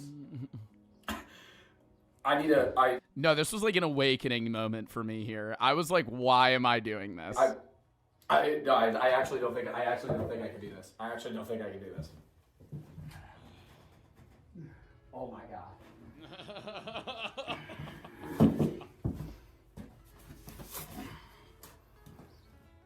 It got on my fucking phone. I'm not doing this. I'm not doing this. Hey, we did the food challenge where you probably saw me do all this other shit. I have free will. I'm saying no. I'm saying no. Jesus Christ. Oh, fuck. I also forgot. We have Bulldog Ramen. I already had to make it, and I gotta reheat it. For the love of the game. I actually can't breathe. I'm gonna throw up. I open the can. Okay, bro, the best way that I could describe the smell is like, have you ever been at like a fish market? Like, imagine, this is the way I described it to my friends in Brook. You catch a fat catfish. Big one. You cut him open, fillet his guts out, and leave him in a hot room for 3 weeks. Never open the door and then walk in randomly. Like, the smell fills the room. It's that bad. I'm going to show you the fish, and that's it, okay? I'm not eating it. Oh, I'm not. I repeat, I'm not eating it. It smells like a trash can at a gutting station. Worse. I used to go offshore fishing when I was younger, and I've gutted fish. I've smelled fish intestines and chum. Like, it smells really like chum, but like if it sat in a bucket for 3 weeks and you just never touched it. I don't know where the fork went. Hold up. It like dead body. Okay, here we go. It is like just genuinely, oh, Jesus Christ, I don't have the other fucking glove. Dude, and it smelled so bad that I was breathing through my mouth and I still smelled it. On. Oh my god, it's just fucking rotten fish. You can see it pooling. I can't even... You can see it pooling at the my god, there. Bro. Okay. Hold on, editor, cut this. I gotta pour some. I threw that shit in my friend's trash can right after I was done too, and the next day was trash day, and I kept thinking like, dude, whenever the trash guys come, I'm wondering if they're gonna smell this, cause like through the trash bag you smelled it. I gotta pour some of the liquid out. I have to pour some of the liquid out. Oh my god. I can hold it. I'm holding it. I can't do this. I can't do this. Oh my god. You're acting? Oh bro, god. I'm not. Yo, you think I'm acting? You think I'm acting? Look at that shit. Look at that shit. You think I'm fake gagging? You think I'm fake fucking... Bro, that is the most foul thing ever. Like, there's no part of me was faking that. It's really awesome. And then you get vomit, and you're like, okay. Okay. Bean Boozled. You know it. You hate it. Doesn't that woman kind of look like the Hawk Tuah girl? I always think that when I see the Bean Boozled thing. I feel like I buy Bean Boozled like every 3 months, play it like 2 times, and then throw it out. Because it's fucking disgusting. Actually disgusting. How many should I eat of these? We have, option-wise, juicy pear or booger, strawberry banana smoothie or dead fish, berry blue or toothpaste. That's a cop-out. That's a cheap one. Cappuccino, liver and onions, peach and barf, pomegranate or old bandage, and top banana or wet dog. We also have licorice, burnt rubber, toasted marshmallow, stinky bug, tutti frutti, stinky socks. Ideally, I think I'd do 3 spins. 5 at a time. Let's do 5 spins, and I'll eat all 5 at once. And then we'll move on. Ideally, I get bear the statistics on fucking, what's it called? Bean Boozled. I got Marshmallow and Stink Bug. Like, if I get 3 good ones, I think that'll mask the bad ones. It's dead 50-50. Is it really? Peach and Barf. Extractable juice. Well, they're not, like, extracting vomit. It's probably some sort of pheromone and taste that's similar to the taste of vomit. Yeah, but drinking your own piss. Like, if one of these was piss, I would be spinning that one constantly. Beautiful. 5 more spins? Fuck you. We're gonna give a homeless person fucking Bean Boozled jelly beans. Saltiest candy in the world. It says Swedish bastards. Svenskvalar. Svenskahalvlar. Salty licorice filled with licorice cream. No palm oil. Oh, thank God. I thought there was going to be palm oil in this. I gotta say, oh God, these look even worse than the ones from Iceland. I ate a lot of, like, Nordic salt-based candy, and I don't get the hype. I literally do not get the hype. I think there's certain salty candy that's pretty good. I'm going to say Mexican candy or certain Hispanic candy that is salty, spicy, and sweet at the same time. Chef's kiss, right? This, very aquatic. Why aren't actors ugly anymore? We came, we saw, we kicked its ass. Bill Murray was 33 when he shot Ghostbusters. That's right, boys. And I gotta say, Bill Murray is an unconventionally attractive man. Before we get into why aren't actors ugly anymore, I'm gonna do a bit of Bill Murray glaze here. I don't think Bill Murray's ugly. I think Bill Murray is a black pill 4, right? Sub 5. But I think the way he puts himself on is like an 8. You know who's really attractive? And I always glaze this guy. From the Fallout show, Walton Goggins. I think Walton Goggins is one of the few men that can rock the horrible hairline. And he is also, I think Walton Goggins is like a 9. Like, Walton Goggins is a very attractive man, but he's unconventionally attractive. He has a very bad hairline, and he doesn't really, I think it's like his facial symmetry is very nice. He has a good bone structure. Now I'm glazing. This is what actors in their 30s and 40s look like, but something has changed since then, because actors had a facial surgery and Botox. Large-scale facial surgery from the Hollywood's greatest to try and keep themselves looking the same that they did in their 20s, to where when they're like 50, they start looking like dolls. And it's scary. Like, I love a man in Hollywood that owns the wrinkles, you know? Like, owns the wrinkles. There's a lot of older women in Hollywood that do it. And I think a lot of women in Hollywood don't go overboard. I think a lot of women in Hollywood get, like, base Botox to kind of, like, get rid of, like, the crow's feet. But, like, I'm never going to judge what people want to do with their face. And this is kind of me, it's sounding like I'm judging. But, like, Ryan Gosling does a lot, he has a lot of, I don't know if this image is edited. But, like, his face is more puffy from what he's done. You know, like, I still think he looks great, but it's like there becomes a point where it's like, okay, you look like a 50-year-old that's making themselves try to look 30 versus, like, I think you can look great as an aging man or woman, right? Who's like an older actor that doesn't do Botox or like facial surgery stuff? Like, maybe like Ashton Kutcher, but he's also not that old. Jack Black. Jack Black was never, I'm more talking about like guys that were considerable heartthrobs, you know?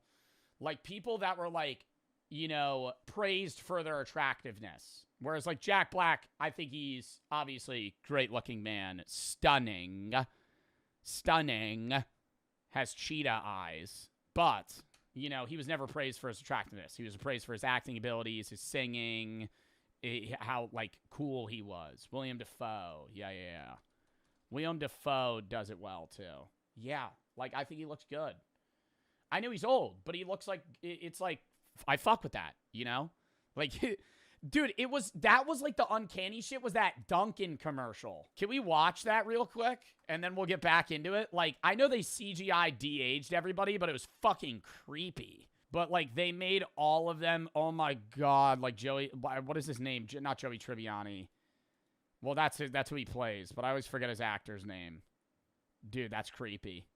No, the worst one is Jennifer Aniston. They make Jennifer Aniston look scary when she shows up, bro. Like, she looks like a doll the way they CGI her face. Oh my God. It's just, I think that's one of the reasons why actors aren't ugly anymore. But, like, it's also just this obsession with looks on social media, especially short form media now, where I think a lot of people that get opportunities, it's like the foot in the door is no longer the acting ability, it's the look. I think Hollywood is so much more now about, like, we want a guy that's going to look good, right? But it gets unrealistic. You know what I mean? Like, now we have, like, Timothée Chalamet. I'm not saying he has this, but, like, Timothée Chalamet did Marty Supreme. I think he did a great job. You know, blah, blah, blah. The promotion was awesome, right? But, like, you could have, like, Timothée Chalamet playing a regular New York taxi driver. Totally unrealistic. Totally unrealistic. Let's get a guy that actually looks like a fucking New York City taxi driver, okay? Let's get a regular guy off the street and fucking cast him. Why are we trying to make people... Why are we fitting these, like, 10 out of 10 actors in terms of attractiveness to, like, just like an average role? We're like, yeah, this guy's definitely going to just be flipping burgers. No. Today don't look like this anymore. I lost my hand! They look like this. Or like this. Actors today... Yeah, 35? What the fuck? Today need to have great hair, perfect skin, and be in flawless shape. They don't look like regular people anymore. They look like supermodels.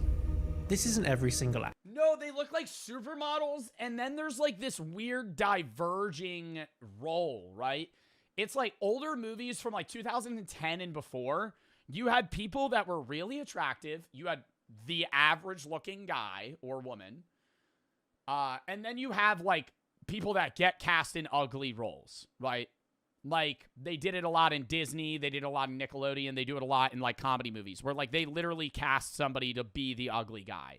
Now, it's, like, really attractive people, average extras, and then ugly people as roles. I always wonder that, too. I'm like, that sucks to be cast as, like, the fat guy in a role. I always wonder if that upsets them, you know?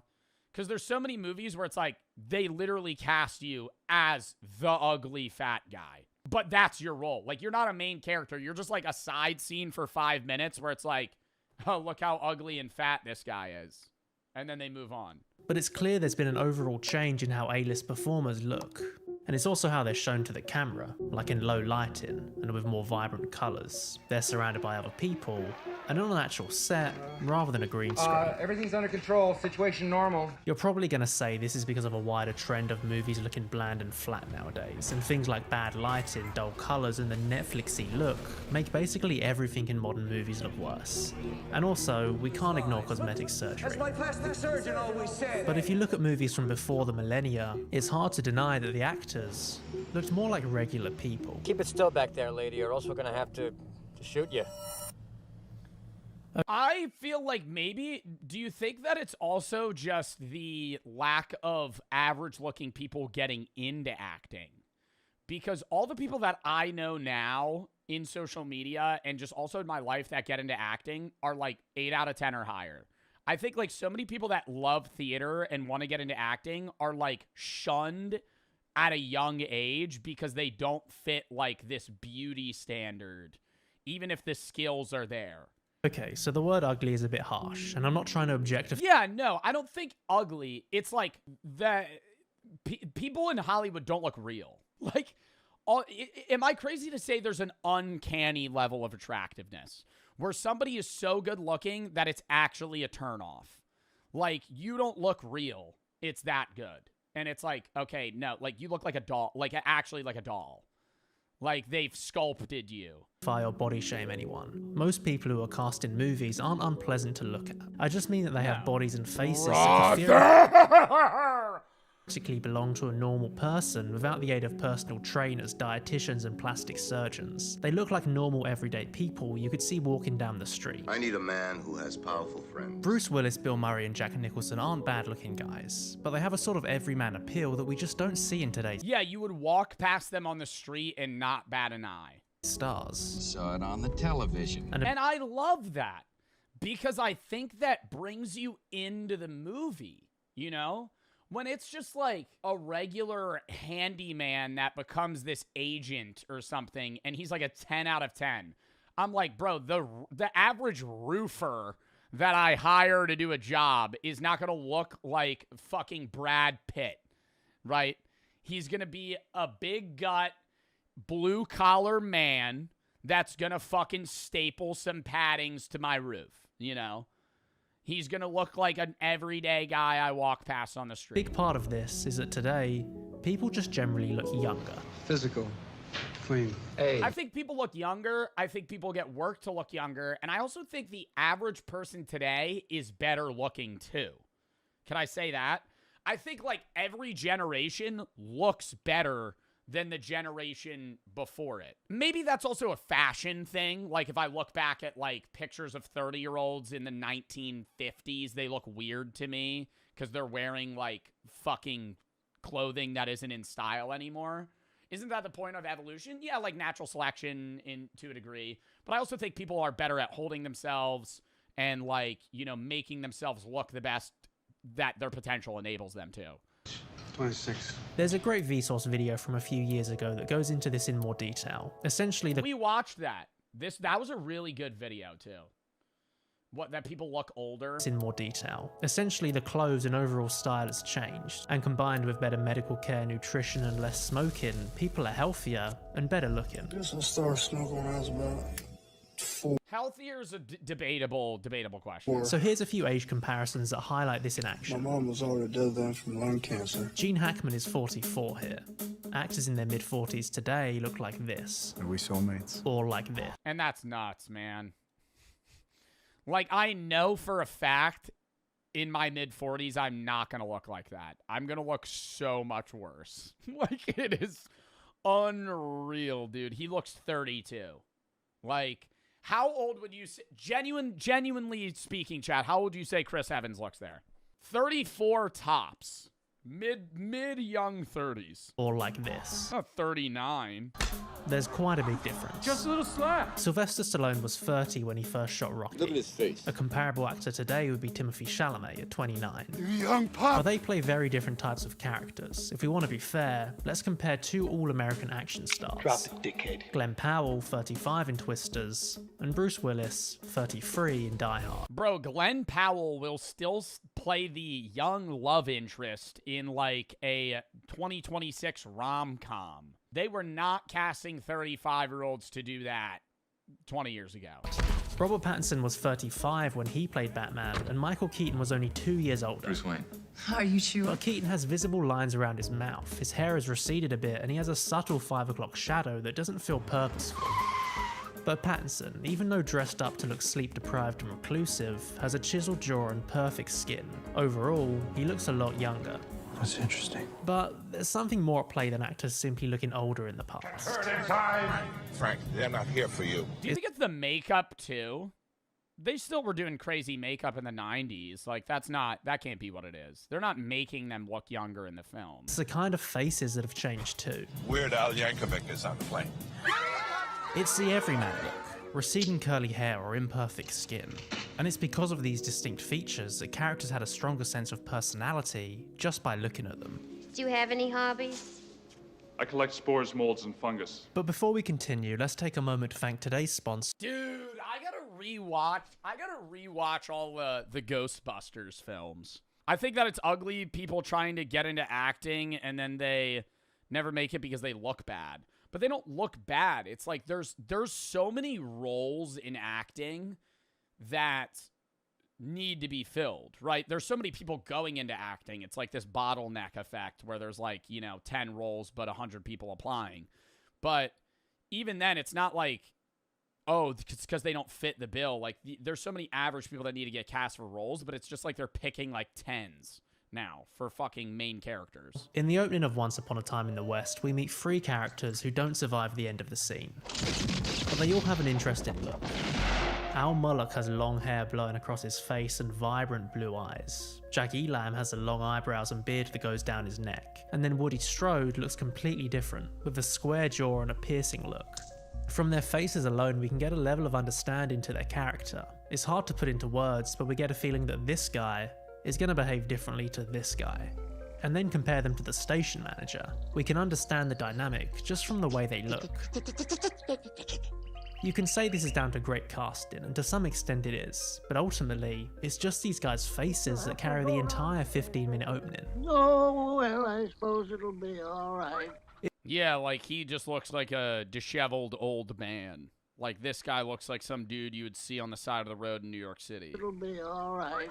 It's the same with the heads of the 5 families in The Godfather. Sure, they all look like mob bosses, but they have small differences in their appearance. You're all grateful. Wow, I love like the YouTuber breakdowns that these guys, or not the cinephile breakdowns that these YouTubers do. Like, I love these analyst movies. I never think, because it's like such subconscious shit that you don't even think about till they bring it up. Where it's like, wow, the mob bosses really are very similar, but like the mustache and the slick back hair is different. A cinephile, that's somebody that loves movies. It's the same with the heads of the 5 families in The Godfather. Sure, they all look like mob bosses, but they have small differences in their appearance. You're all grateful to Don Corleone for calling this meeting. How they style their hair, the type of suit they wear, and how fat they are, all goes a long way to tell us about their character. He had all the judges and politicians in his pocket. And this isn't just limited to side characters. Even the leads in the past had a more interesting look. They didn't all look like supermodels. You look like 40 miles of rough road. This is people like Sissy Spacek, Leslie Nielsen, and Cher. They simultaneously look like a normal person, but also have a unique look. Completely normal individual. Kurt Russell in Escape from New York was big, but in shirtless scenes his abs have little definition. Bruce Willis was handsome, but his receding hairline and modest muscles retain a sort of everyman look. And compare how Hugh Jackman looked in the first X-Men film in 2000 to Deadpool Wolverine. Yeah, he looks better. It's like, how does Hugh Jackman in his 20s look more average than now? So what is the effect of this? What is the fucking ripped six-pack? Looks like he's on steroids. Effect of seeing these regular looking people on screen? And how does seeing interesting faces work to make a movie better? Let's take a look at a few examples. What have you done to it? What have you done to its eyes? This is Mia Farrow in Rosemary's Baby. I'm Rosemary Woodhouse. As the film progresses, she cuts her hair shorter and begins to look paler and thinner. Visually, we understand the transformation the character is undergoing. I'm not changing. I just want to go to Dr. Hill and get a second opinion. Would this work if she was played by someone like Margot Robbie? I don't think so. It's Mia Farrow's unique look that helps make the character feel like an actual person that could exist somewhere, which makes us empathize with her more. Dr. Hill, please. It's the same with John Travolta in Blowout, Shelley Duvall and Jack Nicholson in The Shining. Well, because the average person that's watching a movie that wants to relate to the main character isn't going to... Like, I get you casting fucking Chris Evans and Hemsworth for Thor and Captain America. They're fucking superheroes. They're not supposed to be everyday people. Thor is a god, right?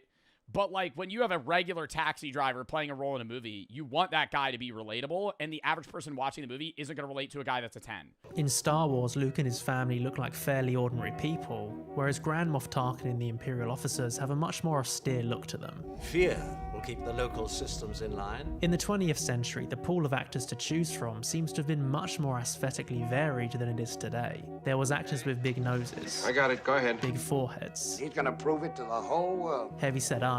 Did you know that? And receding hairlines. But you and me together, that'd be tops. We subconsciously infer things about people's personality based on their features, which in turn helps them create a richer character without much heavy lifting. Mentally, you picture my dog In Taxi Driver. But I think they do so, like, there's still TV show. I think movies, it's gone away, but TV shows, they still have it.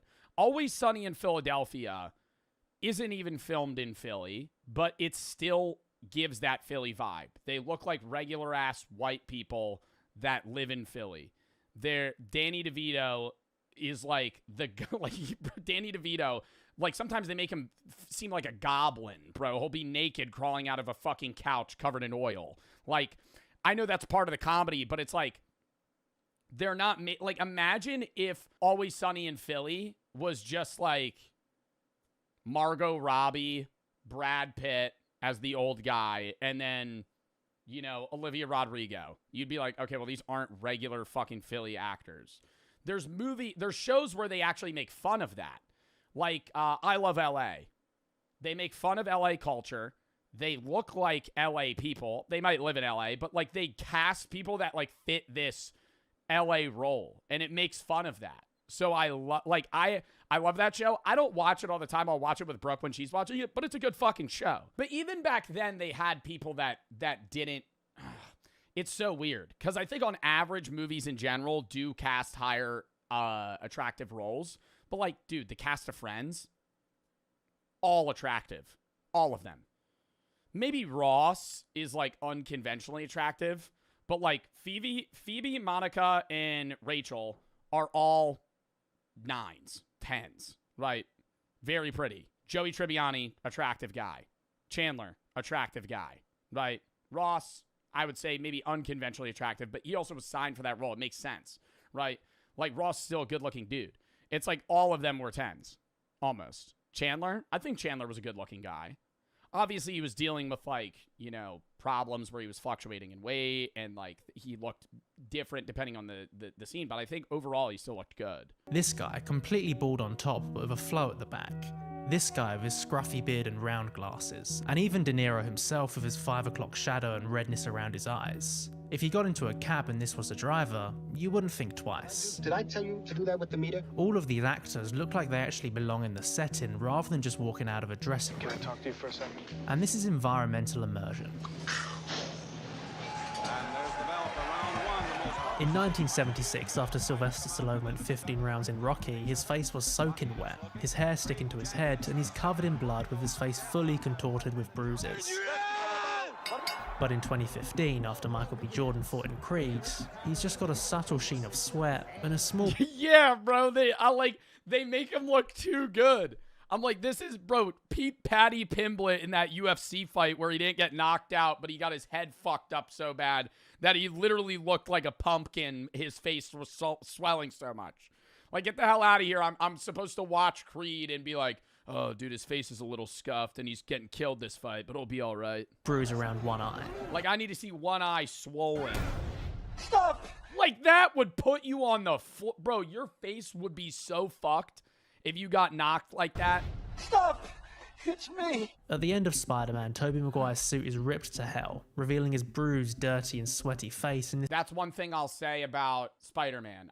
People get upset with me. I think the first Spider-Man is the worst Spider-Man. I think that Tom Holland's Spider-Man is better than Tobey Maguire's, but I think Tobey Maguire fits the Spider-Man look the best out of any of them. I've loved Tom Holland the most. I actually think Andrew Garfield second, Tobey Maguire third, off of acting. But when you think of, like, everyday New Yorker, kind of a nerd, you know, a dweeb, getting these powers and then becoming a superhero, I'm not thinking of Tom Holland. And I'm not thinking of Andrew Garfield. I'm thinking of Toby McChud, you know, Chud Maguire, you know. That's the guy that fits the bill, you know. Looks like an everyday dude, gets powers, becomes some superhero god, has that really cringy scene where they slick his hair back when he's Venom and he's like, I hate that scene, by the way. That's the worst. Like that, whenever I see that scene, it's right below the Happy Birthday song in Breaking Bad. Chaotic tear across his mask. Mr. Osborn. But for Tom Holland, he's got a couple of cuts that seem very intentionally placed, and his suit isn't ripped at all. His mask hasn't been torn open, but just neatly taken off. Hey, Blondie. his water? After Clint Eastwood walked 70 miles in the desert, his face is completely scarred and burned. We can barely recognize it. But today, there aren't many examples of actors looking scarred like this. It seems like everyone has to look perfect all the time. It's as if somewhere along the way, almost every actor has taken... That movie was so fucking bad. That movie was so fucking bad. Jurassic World, love Scarlett Johansson. My God, this movie was terrible. Every scene, she's like, well, I'm a co-op expert. That's why they hired me. I'm a co-op expert. What the fuck do you have to do?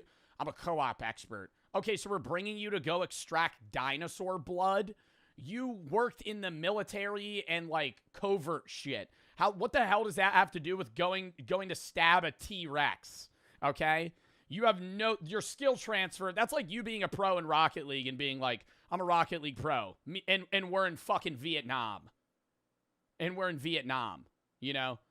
We're loading artillery and you're like, don't worry, I was SSL. That means about jack shit to me. What the fuck does that have to do with this? It's as if somewhere along the way, almost every actor has taken the substance and transformed into a kind of picture-perfect version of themselves. Not a single wrinkle, not a hair out of place, and completely smooth skin. The best we'll get is maybe a small smear of dirt or a tiny... The worst that I despise is movie scenes where they're like so fucked. They've been surviving in the wilderness. They, you know, fighting limb to limb to survive. And then you see their teeth, pearly white. They've been in the jungle for 6 months. And they fuck up their face and they make them look, you know, all messed up. And then they're like, and you see the glare off their teeth. I'm like, yo, it's not like, why we can't tint their teeth yellow to make this look more real. Cut.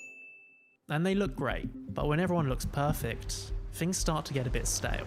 Well, see, no, that scene's different because that's just Vin Diesel. Right, that's Dom Toretto. Vin Diesel after plunging a burning car into dirty water. It's Dom Toretto. And they look great. Dom Toretto's fucking a badass. But when everyone looks perfect, things start to get a bit stale. And sure, this isn't every single actor working today. You can still find distinct looking people, but it seems like it is the majority of them. In an article from That's what I was saying. 2021, Raquel S. Benedict likens our body to becoming investments in which we have to maximize our value through looking good. We're reduced to a collection of features like perfect skin or a strong jawline. The body is no— Oh my God, what is that thing called where it's supposed to give you a better jaw? Bro, just like chew gum. I never understand that shit. Jawzercise, I think is the name of the product. Features like perfect skin or a strong jawline. The body is no longer the vehicle through which we experience joy and pleasure, but a status symbol that needs to be constantly presentable to the world. Put your greasy tits away, you preening slut. For actors, this is taken to the extreme, especially for women. They can never age or show any imperfection. They need to be a bankable star, and a big part of this is looking good on camera. Pretty girls should always smile! Let's take hairlines as an example. Sure, Andrew Garfield probably got a hair transplant because he thought it would improve his appearance, but also because it's better to have a smaller forehead as a leading man. And with modern technology, if you can fix this, why wouldn't you? Yes, Sergeant! This just wasn't the case in the past, hence a wider spectrum of hairlines and a bigger aesthetic variety. I wouldn't touch one hair on his goddamn little head. But today, this is becoming increasingly noticeable, and more people are— But it's when they're playing a role. I think you want a smaller forehead when the main character is 40 or below.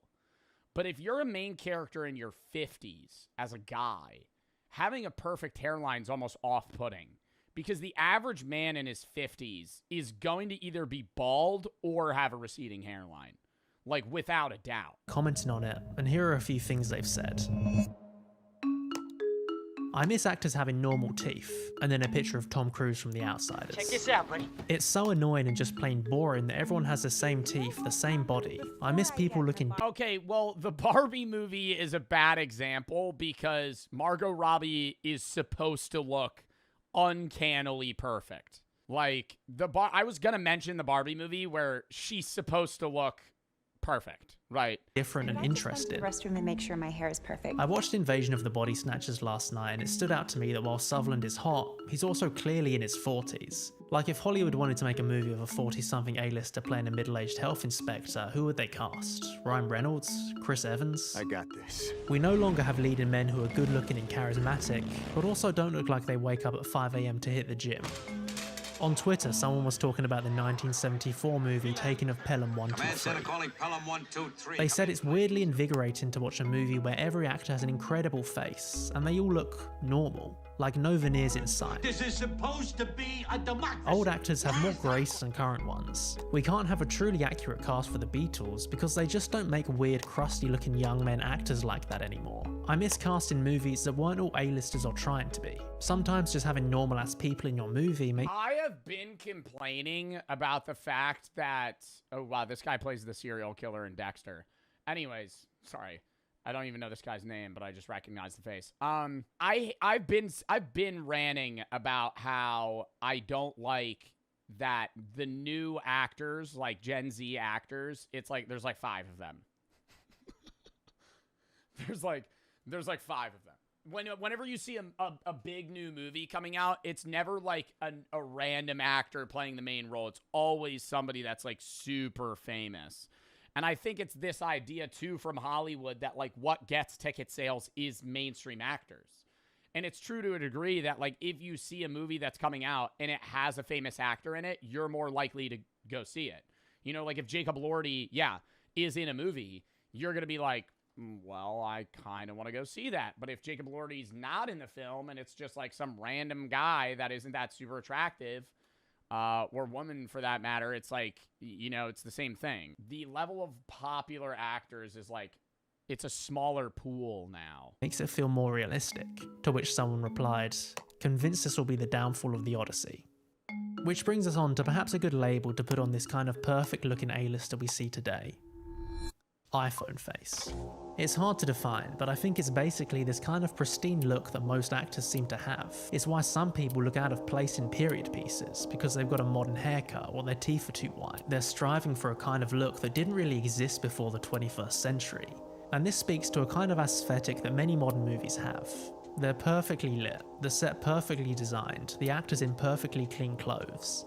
But this kind of perfection just makes it all look boring. It's the messiness of a normal... And it doesn't bring... The immersion's not there. Like, I want to see some shit where, you know, their couch is fucked up. Like, you're supposed to be this, like, struggling artist in this film, and you're playing, like, somebody that's broke. Meanwhile, yeah, your apartment's small, but you have, like, a brand new couch, and your carpet's perfectly clean, and you have no crumbs on the floor.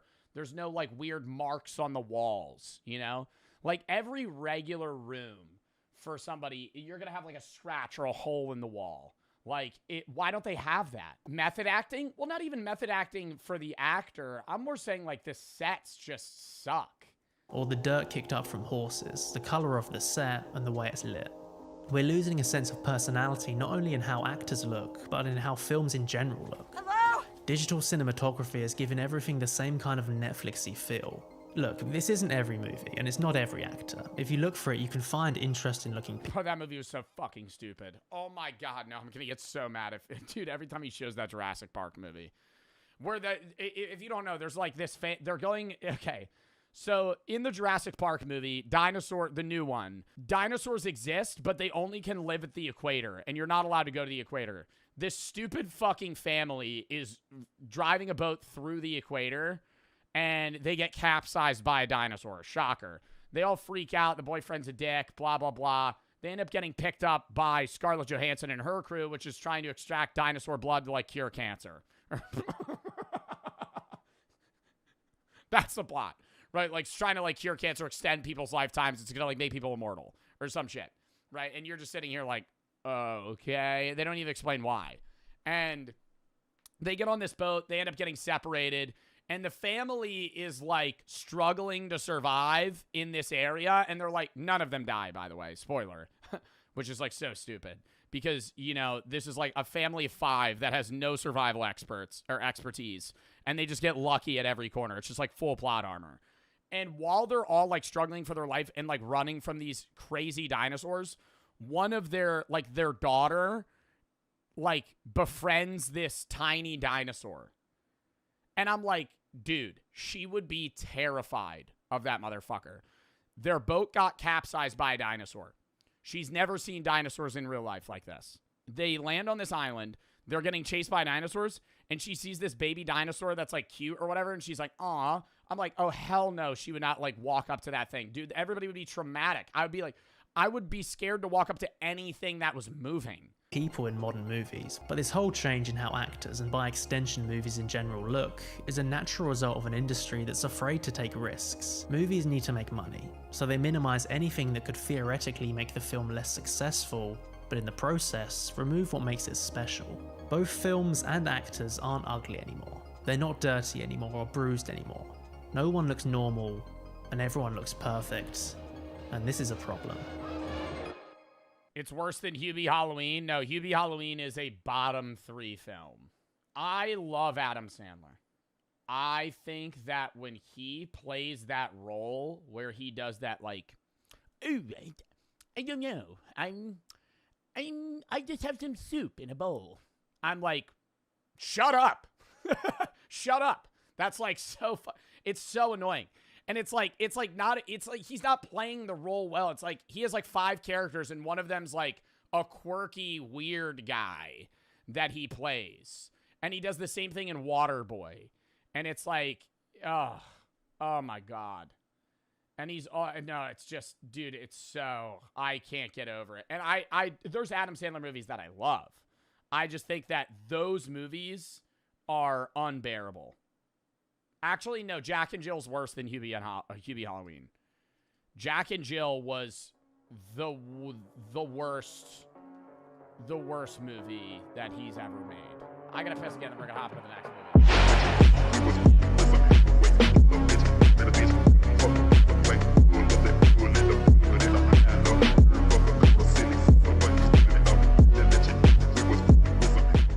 I actually bought 100 TikTok ads. Ryan Trahan video. The other day, I was hanging out with Haley's cousins, and they had all this stuff from TikTok Shop, and they kept saying things like, have y'all ever ordered anything from TikTok Shop? I just perceive TikTok Shop how I perceive Temu, where, or just like anything where it's like, okay, this is going to show up, but it's going to show up like late, right?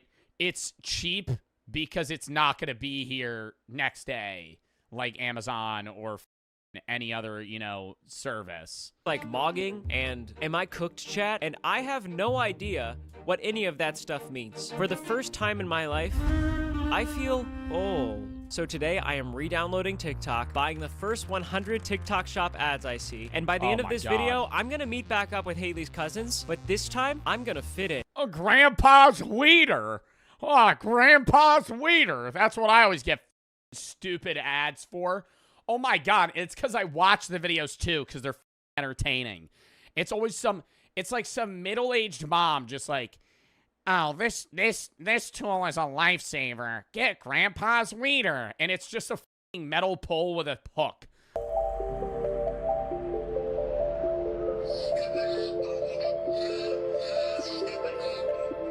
This is a bad idea. Mog tape. If you want to be the Sigma and Riz Your Crush this year, then you need this. Bro, see what I mean? $25 for $11.92. What world is it Black Friday every day on TikTok? Everything's just half off. Here we go. Mog tape. The ad I saw for this product was honestly insane. It's so stupid. It's just tape. And if you want to be the Sigma and Riz Your Crush this year, then you need this. The packaging on the Mog tape is pretty nice. It's breathable, gentle, hypoallergenic, and it just works. I don't know what it's supposed to do, but it does it. The back just clearly feels like I got scammed. Like, why is... Product Mog mouth tape. Mog tape. Don't let bad sleep hold you back. Start mogging. Oh, so you tape your mouth shut before you go to bed. Oh, that seems safe. There a shushing emoji next to the title of the product. Apparently, you just put the tape on your mouth and you start mogging. Bro, that's not even Mog tape. Hasn't mouth tape been a thing for people that are mouth breathers at night for fucking forever? That's like, this is actually just a reinvented product to pan towards insecure teenagers. It just looks like I got a mustache. $60 toaster. Oh, but I could select bagel, waffle, and muffin, grain, and pastry. What is and muffin? I got the fancy toaster. I bought it. It has all these settings: bread, bagel, pastry, waffle, English muffin, grain. It also lets you select how cooked you want your bread to be. Yo, that's burnt, and then that's just charred. Visually, let's see how good this toaster is going in. I'm thinking a light 4. That's what it should look like. Let's see. Goodness! Doesn't have much weight to it. Holy moly. My bread is going to be toasting for a total of 3 minutes. The TikToks promoting this toaster are all over the place, but every single one of them comes back to the point. Just got mine. I'm obsessed. I love mine. That it is the fanciest toaster. The way this was $600 a couple weeks back. Who the fuck would buy a $600 toaster? Who the fuck would buy a $600 toaster? A couple weeks back, it was not fucking $600. A couple years back. $600 a couple years back. It's a fucking toaster. Or hat. That actually looks perfect. Pretty cool toaster. A $5 lavalier mic for 2. I actually cannot wait to use this lav mic. You guys know me. I love lav mics. I'm using one right now. This was $5.77. Just watch this. I wanted to test the wireless mics to see how well the noise cancellation works in the worst conditions. These things come on. The lawnmower should go away. This guy's lawn's still getting cut though. Don't worry, buddy. So let's see if it's legit. That's a lot of post-edit cutting. All right, guys. So this is... Even like a good Rode mic would not cut that out. This microphone right here. It was literally $5. I'm just going to plug this in, and you should notice a difference in the audio. Listen closely. It's gonna be bad. All right, what do we think? Do we think this is pretty good audio? Let me know if I should use it. Monopoly Money design sticker. Everybody's asking, Ryan, which credit card sleeve did you get? Ryan, did you get the one with SpongeBob? No, I got this one. I'm at Taco Bell. I really don't understand the purpose of this. I guess it's like a fun way to customize your credit cards and maybe even conceal information that you don't want out there. I'm gonna make a purchase and hopefully get a chuckle out of it. Can I just get a Baja Blast? There it is at the window. Awesome. I'm known for my pranks, but pulling up to a fucking Taco Bell just to get a drink is dirty work. But this is gonna be the craziest one yet. Cause I be thirsty? Then bring a drink, bitch. What?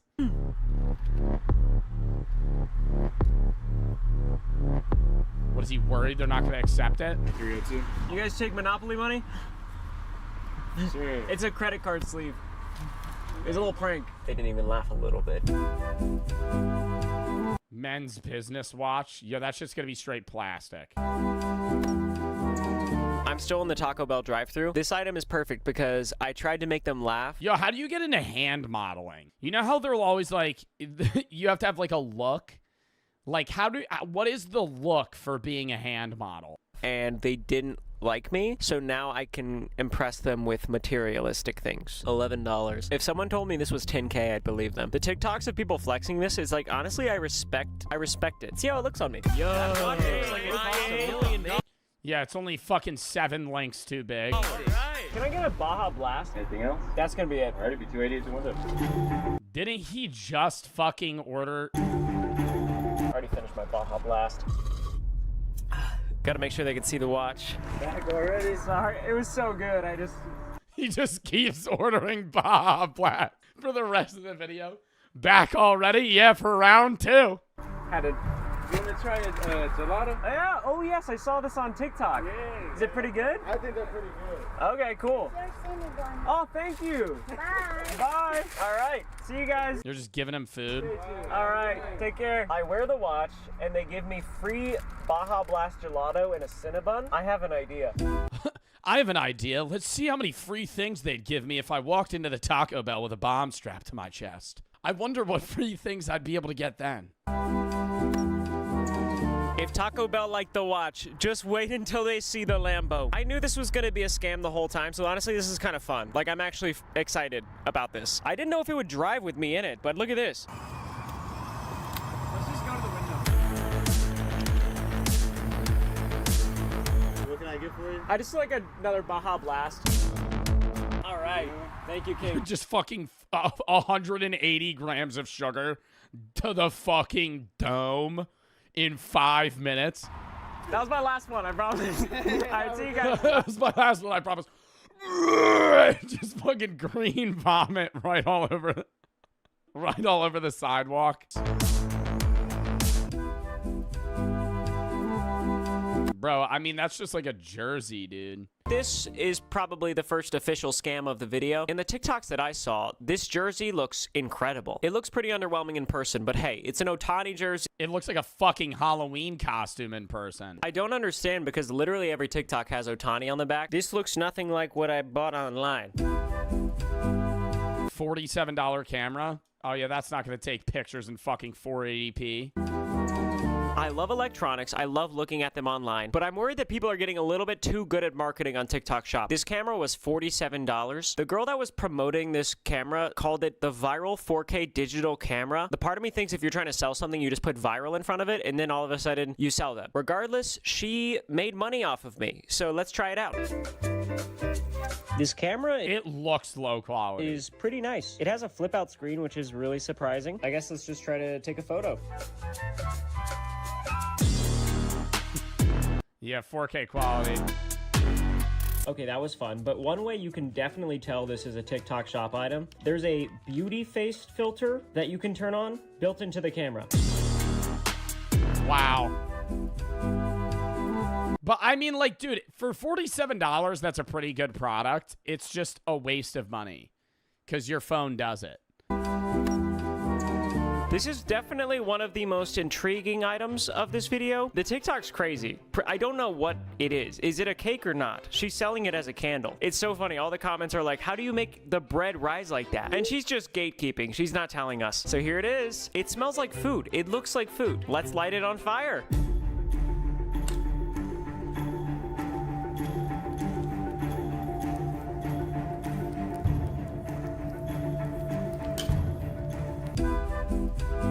That was burning obscenely fast. I almost bought one of these. Oh my God, the chamoy pickle. And you know that tastes like dick too. Where they get like a pickle out of a bag and then cover it in a fruit roll up and like spicy fucking, like there's no way that tastes good. I don't know how I feel about eating anything that I bought on TikTok, but this looks like a pretty good deal. Every TikTok that I've seen featuring a chamoy pickle, it literally looks like their hands are going to be stained red for the rest of their lives. The fact that you can pour out the liquid that this pickle has been sitting in. Oh, and then you're going to drink it? Like, oh, stop. And it looks like pure red 40. It's concerning at best. I'm terrified of pretty much anything that's spicy, and candy just probably shouldn't be spicy. Can we all agree on that? But here's what comes in a bussin' snack. Nah, dude, hot tamales are a rounding candy. They'd make a person, you know? Halloween, it's your first time getting hot tamales. You're like 5 years old. You pop one in for the first time. Jump scare, right? It doesn't taste like a Sour Patch Kid or a Mike and Ike. It's straight cinnamon. Flamin' Hot Cheetos. Some spicy Lucas. More Lucas. This is, yeah, spicy gummies. A fruit roll-up. Medical gloves. Okay, Bro, I still stand by that the worst Halloween candy is Laffy Taffy and then any gummy food-based things. Like a gummy hamburger or a gummy pizza.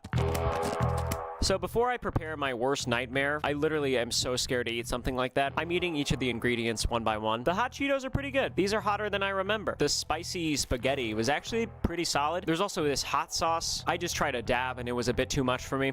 This stuff was actually really good, but finally it's time to prepare a chamoy pickle.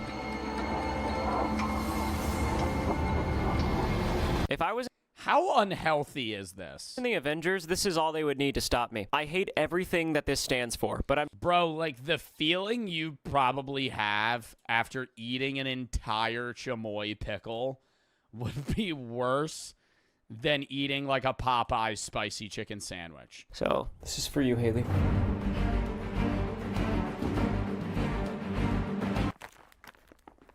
Nah, you gotta chew it. He did not throw up. Ew. Ew. toasting your hot dog? Where does the juices go? This was one of the first TikTok ads that I saw after re-downloading the app. I love that he slices his hot dogs. This man knows how to elevate his life with the little things. It's gonna burn the fuck out of it. It's gonna burn the fuck out of the bun, and the hot dog's gonna be cold. Yeah, me putting my uncooked beef frank just straight into the toaster. I just hear... Oh, I think the dogs are sweating. And just like that, you've got yourself a perfect dog. That's You don't have to get that close when I take the bite. You don't have to... No fucking condiments, just a dry dog. All right, Bro, I'm actually happy that I can't eat beef franks anymore. Because those taste so ass. Now I have an excuse to be like, actually, do you have any chicken hot dogs? The reason that I bought this is because the girl who uploaded this TikTok is a master salesman. Watch this. OMG. This is the best thing I have ever ordered from this app. Look at this cereal dispenser. Like what? She seems stoked about... Like what? Like what? I could have all my favorite cereals in the morning. She seems stoked about this product. Let's put some cereal in it. Yo, I haven't had Captain Crunch in so fucking long. I need help. I can't stop spilling things. The cake from the train video. The tea. Oh my gosh. The Oh, that's bad. The train video. The tea. Oh, that's really bad, dude. Just all over your fucking keyboard. That would break your computer. Oh my gosh. The coffee. All over the map. Never end. I was already upset that I spilled a bunch of cereal, but also it only dispenses 1 grain of cereal at a time. Like just 1. Oh, the Kraken.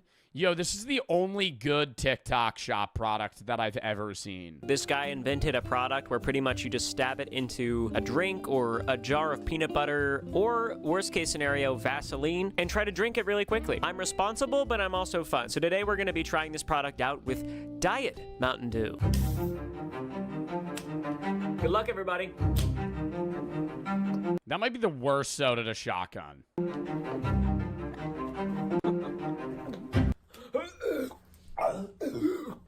Holy smokes. That's one way to ingest 12 ounces of Diet Mountain Dew.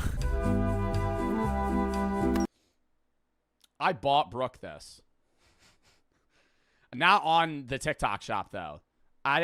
Brooke has this product. Neck massager. It's about 35 bucks on TikTok shop. Specifically this TikTok that says, I let my father-in-law test out the viral massager. Look at his reaction. He sold me this product. Without further ado, let's plug this thing in.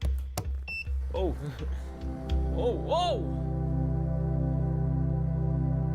It blew his mind. Bro, indoor inflatable, $300. I'm a grown... That actually seems pretty cheap. Man.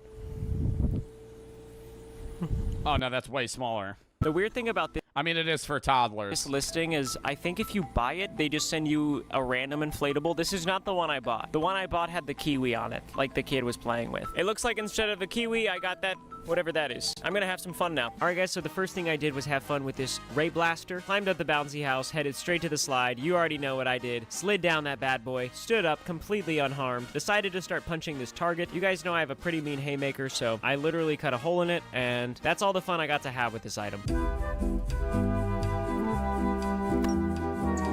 We've got an old... High-quality, creepy old man mask. All right. Doesn't look very high quality. Just looks like some shit you'd get at a Spirit Halloween. TikToks like this are honestly like my least favorite kind of content on the internet. I just don't know many people that would actually be scared by an old person. That's pretty much just what it is. With that being said, let's try it on. I think it just tore. It just tore immediately. This was such a waste of money. I have one of those from Manscaped. It's so nice. Just weed whacking the fucking nose hairs, dude. I got that old man hair up in the nose. I can't grow a beard for shit. 22, can't grow a beard. When I tell you I got nose hair, chat, it's like fucking Tame in the Jungle. You just be going, and it hurts. it like tickles, and then you just have just loose hair in your nostrils. This electric nose trimmer. I mean, I don't got crazy nose hairs or anything, but we all have our days. It's $12, which anything that's electronic, I'm kind of surprised when it's fairly cheap. But if you want to talk about being surprised, I got scammed. This is not electronic at all. It's a piece of metal. You have to manually trim your nose. Oh, is it like scissors? Hairs with this thing. Are you kidding me? What is this from? The Stone Age? I'm sorry for the eye contact. I got ripped off. Oh, so they're just like new Heelys. Yo, I miss heel. Oh, actually, these kind of look fire. They don't look like they'd support my body weight, though. They look like ball bearings that would be used in a fidget spinner. I'm about to put you on. These are gonna change your life. I gotta watch a video real quick. I need that. I watched a quick tutorial about how these work, and now you're about to watch a handsome guy. I do miss Heelys. Dude, I just remember thinking a motherfucker was badass if they hit a sick Heely. Middle of the school hallway. Absolutely shred. And they look just like regular shoes. How's it going? But can regular shoes do this?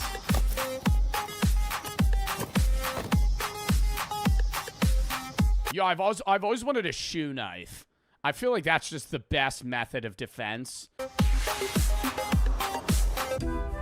Sorry, Ryan, I'm skipping your ad.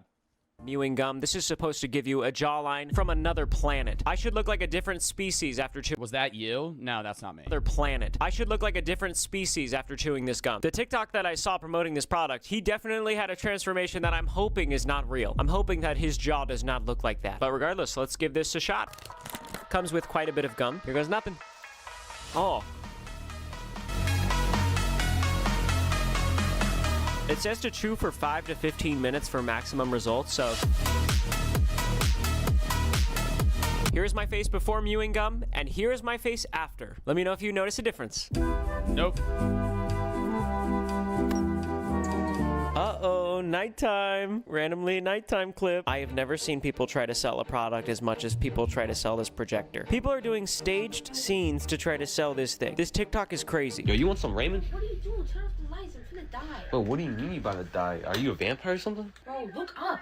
Are you a vampire or something? Oh, snap. Well, it worked on me. Hey, Spock. Oh, snap. You got that portable projector that's on the TikTok shop for 35% off right now? Don't judge me. Don't judge me that I sleep with a chihuahua. This projector has a lot of tall promises. It also comes with a remote with no batteries. I had to put the batteries in myself. I got it all plugged in. Whenever I see an NPC comment like shit like that, I just immediately assume it's a porn bot. All right. We're Costco guys. Of course we had to try the new double chunk chocolate cookie. Nice.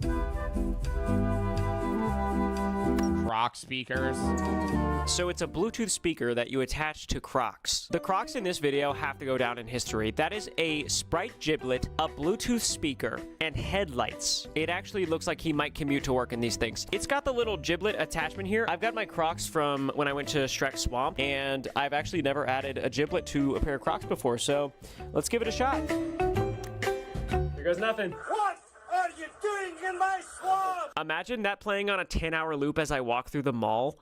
What are you doing in my swamp? Well, here we are. 2 weeks after buying and testing 100 TikTok shop ads, I asked Haley's cousins to meet up. You see, in the past... Bro, he had to test 100 of them and didn't include all of them? As cringe and old. But thanks to TikTok shop, those days are gone. Oh, have you seen the virals? Have you seen the viral freeze-dried Skittles? Oh, they're only $8.99. Shut the fuck up. That was a good video, though.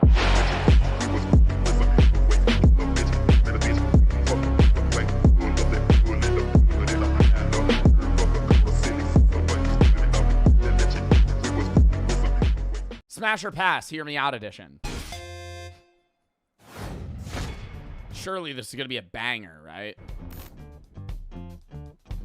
Welcome to a new video. Let's play Smash or Pass with the Yup. Hear Me Out characters from our Oh, is that an AI voice? Ew. viewers. There are some interesting ones. Let's go.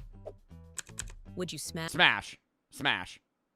Nick Wilde, smash. Smash or would you pass? Smash. Hunk. Smash. It's not even close. Are you kidding me? That's not a Hear Me Out edition. Like, you're Zootopia? That's like the most... about this Smash. Smash. Smash of the Bird, too. Are you kidding me? Mufasa? Mufasa? King of the Jungle? Giving you too much time to think. What will you choose Pass. Roderick Heffley? No. No. Badass? Pass. Cool guy? Pass. You might be gay for saying that I wanted to Mufasa, the coolest guy in town, the main character. Smash or Toothless. Pass. Smash. I do love Toothless. Toothless would be like the Mary in a Mary kill. Like I'm not f***ing Toothless. I would love to like, you know, marry Toothless in like a platonic way. Like he's like a pet. Yeah, it's not like, I don't know, like Nick Wilde, yeah, it's a fox, but it's like he's like an anthropomorphic fox. Toothless is just like a dragon. What's your choice? Ooh, Barry B. Benson? Pass. You're smashing Barry B. Benson. Barry B. Benson is the most annoying fucking guy in the world. Why is it all guys? I don't know. How about... Oh my God, Smash. Mr. Clean? Are you fucking kidding me, dude? The earring? I used to think that Mr. Clean was Howie Mandel from Deal or No Deal. And let me tell you, bro, Howie Mandel during the Deal or No Deal days, smash. Smash. Are you fucking kidding me? Clean, bald head. He had those gold earrings and that goatee. Or that, like, weird, like, beard, like, stash he had. I'm smashing Mr. Clean. Mr. Clean's awesome. What are you fucking... Dude, that's like... Mr. Clean's like a jacked guy. Would you smash... Chat GPT. Pass. Are you fucking kidding me? What, the app or the AI? Like, what is the question here? The app. How do you even do that? Remy the Rat? Why are they all men? Why is it all guys right now? Wait, what is happening? Remy the Rat? Could he control me? Like, could it be like a third person type of thing? Like, he's in my hair and I'm wearing a hat? Like, Remy's a rat. I don't know. This one. Pass. Pass under the guise that it's just him. But if he's allowed to, like, be there, Remy can take the reins. What will you choose here? Bullet Bill from Mario Kart. He's kind of shaped like a butt plug. I'm gonna pass. Smash or... Pass. Judge Judy. Oh, God. Pass. Pass. Give me another Mr. Clean here, dude. Pass. What's the hear me out on Judge Judy? What's your choice? Smash. Eve from Wall-E. Bro, I'd be like Wall-E in that shit. Smash. Eve is awesome. Eve is awesome and also, like, the coolest robot in the universe, in that world. Childhood Clippy. Clippy. Ooh. This is a hard one. I don't think I'm fucking Cliffy. I think I'm going to pass. How would that even work? How would that even work? He's a paper clip. I'm going to pass on Cliffy. Would you smash? Smash. Gloria from Madagascar. I had a crush on Gloria from Madagascar. Are you kidding me? Remember that Moto Moto scene? I like them big. I like them chunky. Yo, that guy was badass too. Gloria from Madagascar was like the coolest person ever. Does she have to remain a hippo though? Does she have to remain a hippo? Play the scene? No. How about this? Oh, fuck no. The Cheshire Cat's getting a pass. Cheshire Cat's getting 100% pass on this one. Dude, that creepy-ass smile. Oh, fuck no, dude. That's actually terrifying. He does have a nice voice, though. Doesn't the Cheshire... What does the Cheshire Cat sound like? Doesn't the Cheshire Cat have, like, a smooth voice? Cheshire Cat. Hey. That's what he sounds like, right? Cheshire Cat voice.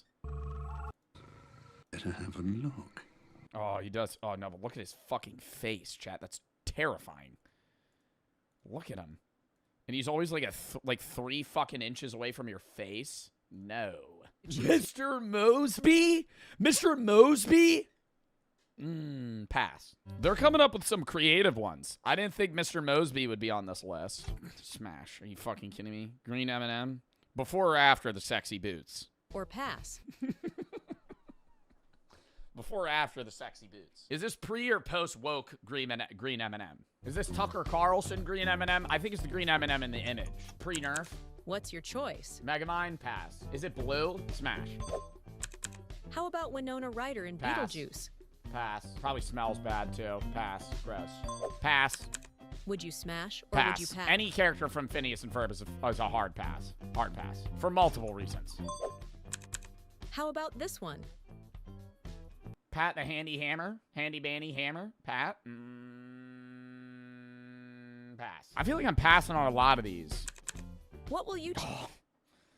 Blue's Clues, but Steve from Blue's Clues. Pass. God, man. Why Smash? So many people are saying Smash. The dog? No. Steve, the guy. I feel like that's bestiality if you say Smash to the dog, bruh. It's different with the hippo, like Gloria, because she's an anthropomorphic hippo, and she's like human, like she is like a human consciousness. I feel like if you're saying like Smash with the Blue's Clues dog, bro, the Mufasa talks. Doesn't Mufasa talk? He speaks. Or just Smash. Lola? Smash or pass? I'm gonna go pass. What's your Smash. choice? Mr. Anderson, Smash. Tell him to shave that fucking mustache, though. Jesus. I actually have never seen Inside Out. 1 or 2. How about Hannibal Lecter? Oh, okay, so a serial killer. Who's saying Smash? What is the hear me out on Hannibal Lecter? I mean, he's in a fucking straitjacket and he kills people. Like, what? Why are people saying Smash? What is the Smash? What is the Smash? He's a fucking, he's a serial killer. Hannibal fucking Lecter. That's probably the biggest pass of the century, dude. Are you kidding me? Would you Smash. Guido. Fastest hands in cars. Fastest hands in the entire film, dude. He changes tires better than anybody. That's an immediately. How about this Smash. one? Smash. I had a crush on the dragon from Shrek when I was a kid. I remember being like, damn, Donkey got it good. It's kind of a legacy Smash, but I think I'm going to go pass off of the fact that I look up to him too much. Am I smashing prime Bill Nye the Science Guy or current Bill Nye the Science Guy? I think I'm going to pass either way. Write your hear me outs in the comments so we can. Oh gosh. Wait, I kind of want to read some of these. Lego Batman Smash. Johnny Depp as the Mad Hatter. Pass. Not even close. Wolf from the Bad Guys movie. Smash. The Slenderman. Pass. Demogorgon. Pass. Bambi's dad. Don't remember what Bambi's dad looks like. I'm going to go pass. Pyramid Head from Silent Hill 2. That's a smash. Magma Cube from Minecraft. Ooh. Pass. Smash. Pass on the Ghast. Handsome Squidward, that's a pass. Optimus Prime, I think any of the Transformers, really. It's metal, though. Feature them in one of our upcoming videos. We're excited and can't wait to see your unique hear me outs. Fuck out of here. Johnny from Sing. I hate every character from Sing. I wish they would all die. Pass. Hate every character from Sing. They're so annoying. That movie sucks. Baymax, that's a smash.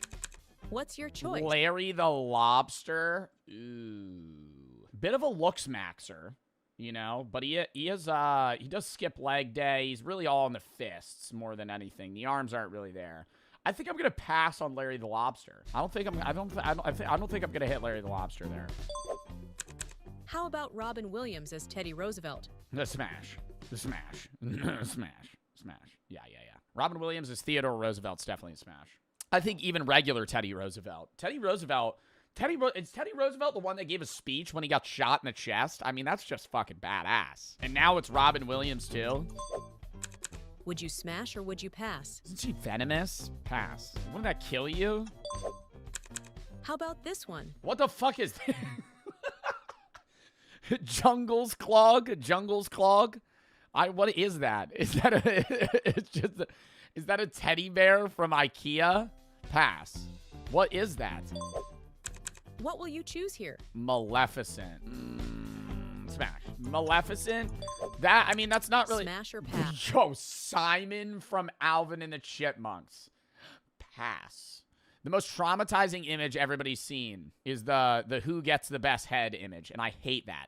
Pass. Traumatizing. Everybody's seen that shit. Skip that one. Get the fuck out of here, bro. Kaonashi? It's your choice. Pass. How about King Julian? You would have a lot of aura, but King Julian's really annoying. I kind of like that big fuck that's like his servant. Not the little like flying squirrel motherfucker. Who's the big guy from what's his name? You know what I'm talking about. Maurice? Is it Maurice? Maurice from, what's the name of the fucking movie? Madagascar. Is it Maurice? Yeah, I'd smash Maurice. Maurice is pretty badass. What's the other fuck? See, now that's why I don't like that. King Julian's a no-go. And then also he's going to have that little, like, annoying fucker there the entire time. Mort. Oh, God. Would you smash or would you pass? Mr. Bean's a pass. I think Mr. Bean's a big pass. And he wouldn't speak. This would actually be more scary than Hannibal Lecter. I think Mr. Bean staring at you like that and making those weird faces, and he would do like an act out mime thing. That would be really creepy. It would be so much worse. How about this one? Emily from Corpse Bride. She's a dead body. Pass. What will you choose here? Arthur's dad? Oh, shit. Pass. Smash or pass? Smash. Maximus, craziest horse in the fucking movie, dude. But he doesn't speak. Pass. It's like he's like What's an your animal. choice? The pepper robot. This is like a waitressing robot or like a waiter robot. Pass. I feel like I've passed on most of them. How about Flounder? The Flounder from My Little Mermaid's also a pass. And even more so for the live action because both of them are fucking creepy. Would you smash? I'm or smashing would you Stuart. pass? I'm smashing Stuart Little. How This is about getting this boring. one? The Vine app. What the fuck? Smash. What's your choice? Oh, here we go. Yeah, I mean, dude, handsome Squidward doesn't have the nose problem that regular Squidward does. I don't know. I feel like this is a pretty hard choice. I think I'm going to go no, though. Handsome Squidward's not really that handsome. He just has, like, a strong jaw structure. He's the Holy Grail. How about Oscar the Grouch? Oscar the Grouch literally lives in the trash. Smash. Smash or pass? Pac-Man Ghost. Miss Pac-Man's a smash. Pac-Man Ghost is a pass. What's your choice? Smash. Interdimensional being, basically a god. Cat in a Hat could effectively kill, like, anything. Like, he literally has, like, superpowers better than most Avengers. He can spawn things out of thin air. He's chaos, effectively. That was the last one. Wow, that was really interesting. That was fun. Oh, God, they have another one. Let's crank through these real quick. We're just going to skip around. Crush from Finding Nemo is a smash. Circle Guard's a smash. Scar's a smash. Judy's a smash. Tafiti is a smash. Lord Farquaad's a pass. Bambi's father, definitely a smash. Mad Hatter, pass. Pass. Smash. Smash. Pass. Smash. Pass. Smash. Pass on Benson. Pass. Smash. Pass. Smash. Jason Voorhees, pass. With or without the mask. If he keeps the mask on, smash. If he takes it off, pass. King Triton, smash. Pass. Hey, just for the game, people, stop including, like, Phineas. Phineas, get that out of there. Right, Stella's a smash. What will you choose here? Nosferatu, pass.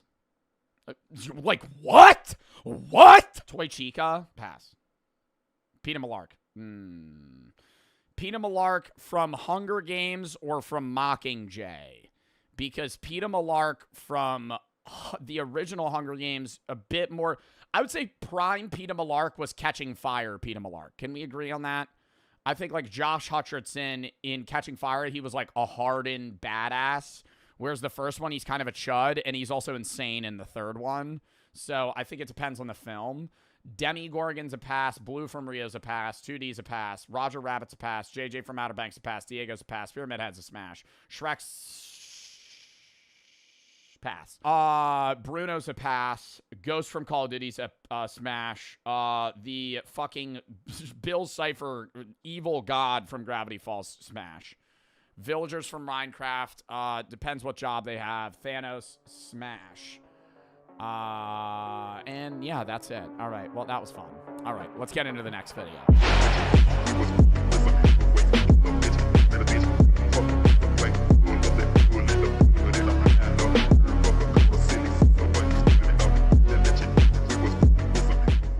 Give me another Mr. Clean here, dude. Pass. What's the hear me out on Judge Judy? What's your choice? Smash. Eve from Wall-E. Bro, I'd be like Wall-E in that shit. Smash. Eve is awesome. Eve is awesome and also like the coolest robot in the universe, in that world. Childhood Clippy. Clippy. Ooh. This is a hard one. I don't think I'm fucking Clippy. I think I'm going to pass. How would that even work? How would that even work? He's a paper clip. I'm going to pass on Clippy. Would you smash? Smash. Gloria from Madagascar. I had a crush on Gloria from Madagascar. Are you kidding me? Remember that Moto Moto scene? I like them big. I like them chunky. Yo, that guy was badass too. Gloria from Madagascar was like the coolest person ever. Does she have to remain a hippo though? Does she have to remain a hippo? Play the scene? No.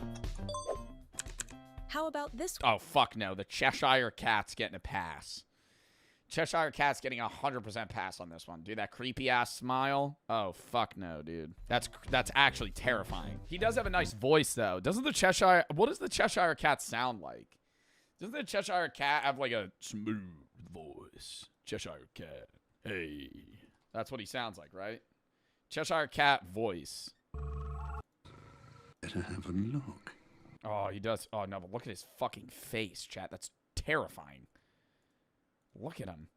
And he's always like like 3 fucking inches away from your face. No. Mr. Mosby? Mr. Mosby?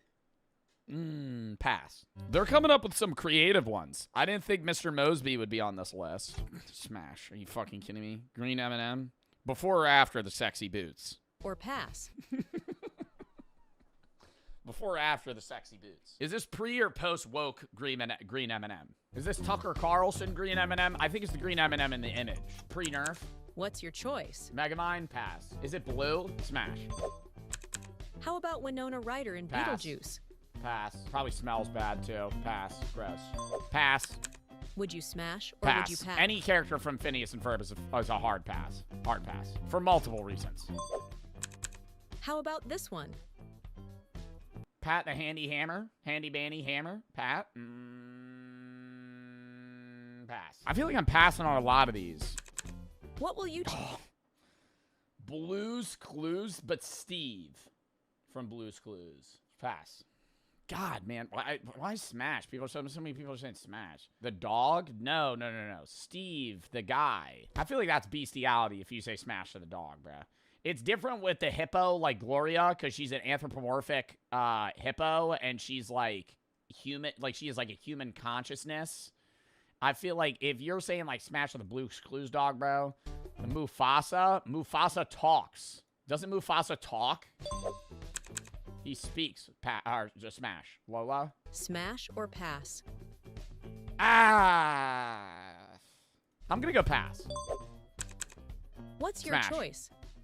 Mr. Anderson, Smash. Tell him to shave that fucking mustache, though. Jesus. I actually have never seen Inside Out. 1 or 2. How about Hannibal Lecter? Oh, okay, so a serial killer. Who's saying Smash? What is the hear me out on Hannibal Lecter? I mean, he's in a fucking straitjacket and he kills people. Like, what? Why are people saying Smash? What is the Smash? What is the Smash? He's a fucking... Oh, he's a serial killer. Hannibal fucking Lecter. That's probably the biggest pass of the century, dude. Are you kidding me? Would you Smash. Guido. Fastest hands in cars. Fastest hands in the entire film, dude. He changes tires better than anybody. That's an immediately. How about this Smash. one? Smash. I had a crush on the dragon from Shrek when I was a kid. I remember being like, damn, Donkey got it good. It's kind of a legacy Smash, but I think I'm going to go pass off of the fact that I look up to him too much. Am I smashing prime Bill Nye the Science Guy or current Bill Nye the Science Guy? I think I'm going to pass either way. Write your hear me outs in the comments so we can... Oh, gosh. Wait, I kind of want to read some of these. Lego Batman Smash. Johnny Depp as the Mad Hatter. Pass. Not even close. Wolf from the Bad Guys movie. Smash. The Slenderman.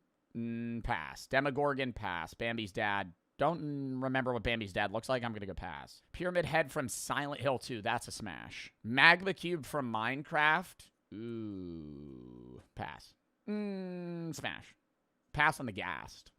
Handsome Squidward. That's a pass. Optimus Prime. I think any of the Transformers, really. It's metal, though. Feature them in one of our upcoming videos. We're excited and can't wait to see your unique Hear Me Outs.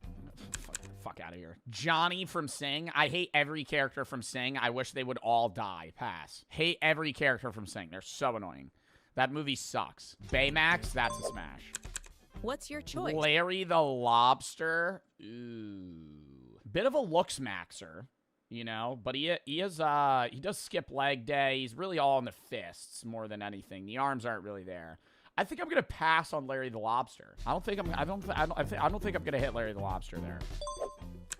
How about Robin Williams as Teddy Roosevelt? The smash. The smash. Smash. Smash. Yeah. Robin Williams as Theodore Roosevelt's definitely a smash. I think even regular Teddy Roosevelt. Is Teddy Roosevelt the one that gave a speech when he got shot in the chest? I mean, that's just fucking badass. And now it's Robin Williams, too. Would you smash or would you pass? Isn't she venomous? Pass. Wouldn't that kill you? How about this one? What the fuck is this?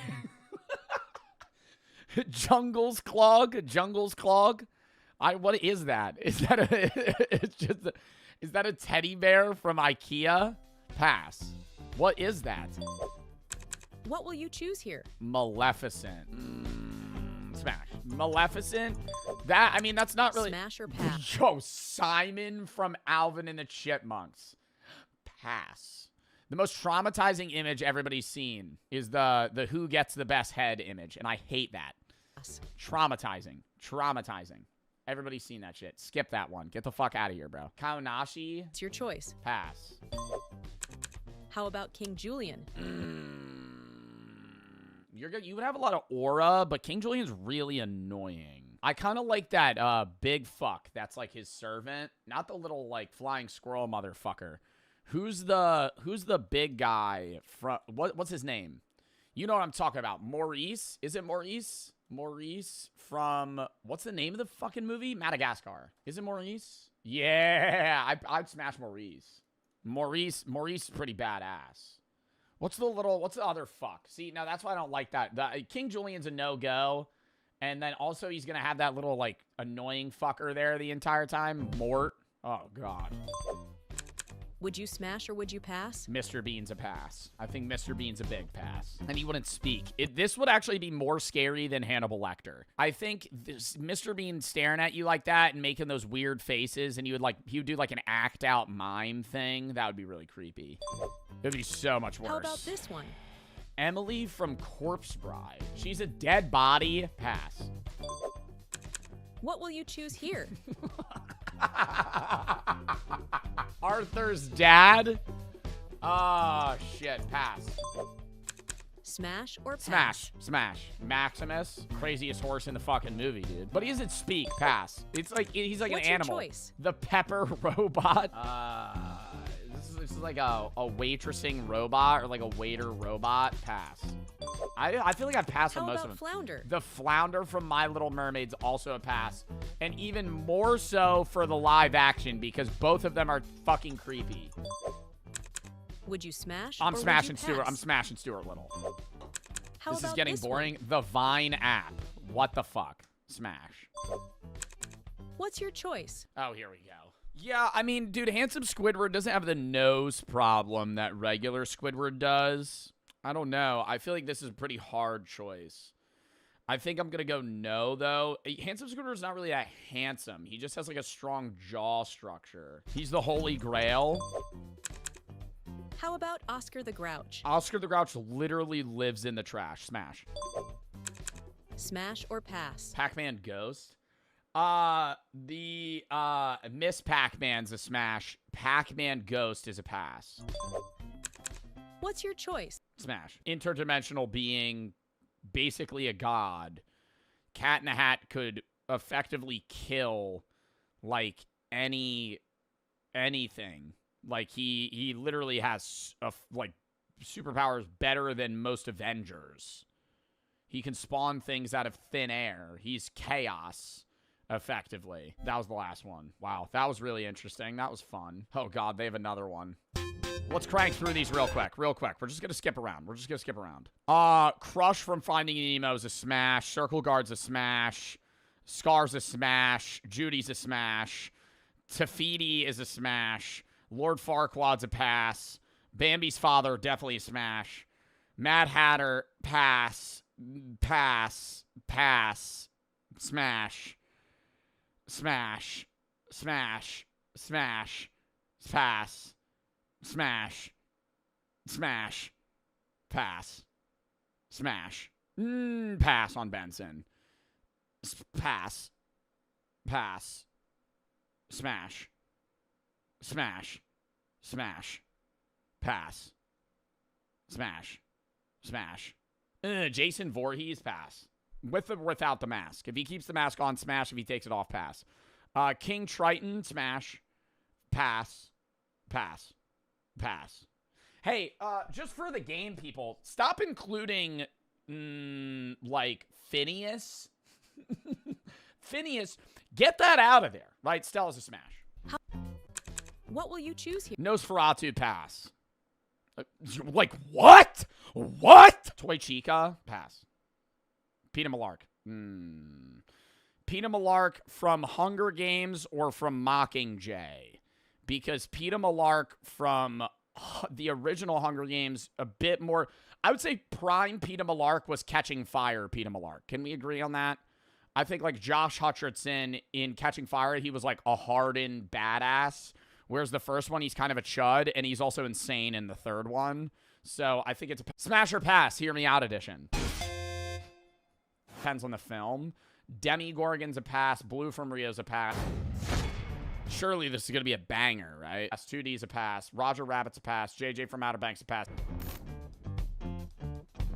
Welcome. Diego's a pass. Pyramid Head's a smash. Shrek's pass. Bruno's a pass. Ghost from Call of Duty's Welcome to a new video. Let's play Smash or Pass with the Hear Me Out characters from our smash. The fucking Bill Cipher evil god from Gravity Falls, smash. Villagers from Minecraft, depends what job they have. Thanos, smash. Oh, is that an AI voice? Ew. Viewers, there are some interesting ones. Let's go. Would you smash? And yeah, that's it. All right, well, that was fun. All right, let's get into the next video. Smash. Smash. Nick Wilde, smash. Smash, or would you pass? Smash. Hunk. Smash. It's not even close. Are you kidding me? That's not a...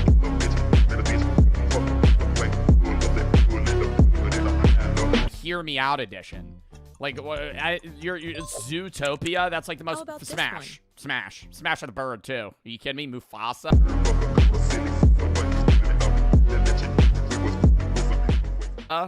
Mufasa? King of the Jungle? Giving you too much time to think. What will you choose Pass. Roderick Heffley? No. No. Badass? Pass. Cool guy? Pass. You might be gay for saying that I wanted to Mufasa, the coolest guy in town, the main character. Smash or Toothless. Pass. Smash. I do love Toothless. Toothless would be like the Mary in a Mary Kill. Like I'm not fucking Toothless. I would love to like, you know, marry Toothless in like a platonic way. Like he's like a pet. Yeah, it's not like, I don't know, like Nick Wilde, yeah, it's a fox, but it's like he's like an anthropomorphic fox. Toothless is just like a dragon. What's your choice? Ooh, Barry B. Benson? Pass. You're smashing Barry B. Benson. Barry B. Benson is the most annoying fucking guy in the world. Why is it all guys? I don't know. How about... Oh my God, smash. Mr. Clean? Are you fucking kidding me, dude? The earring?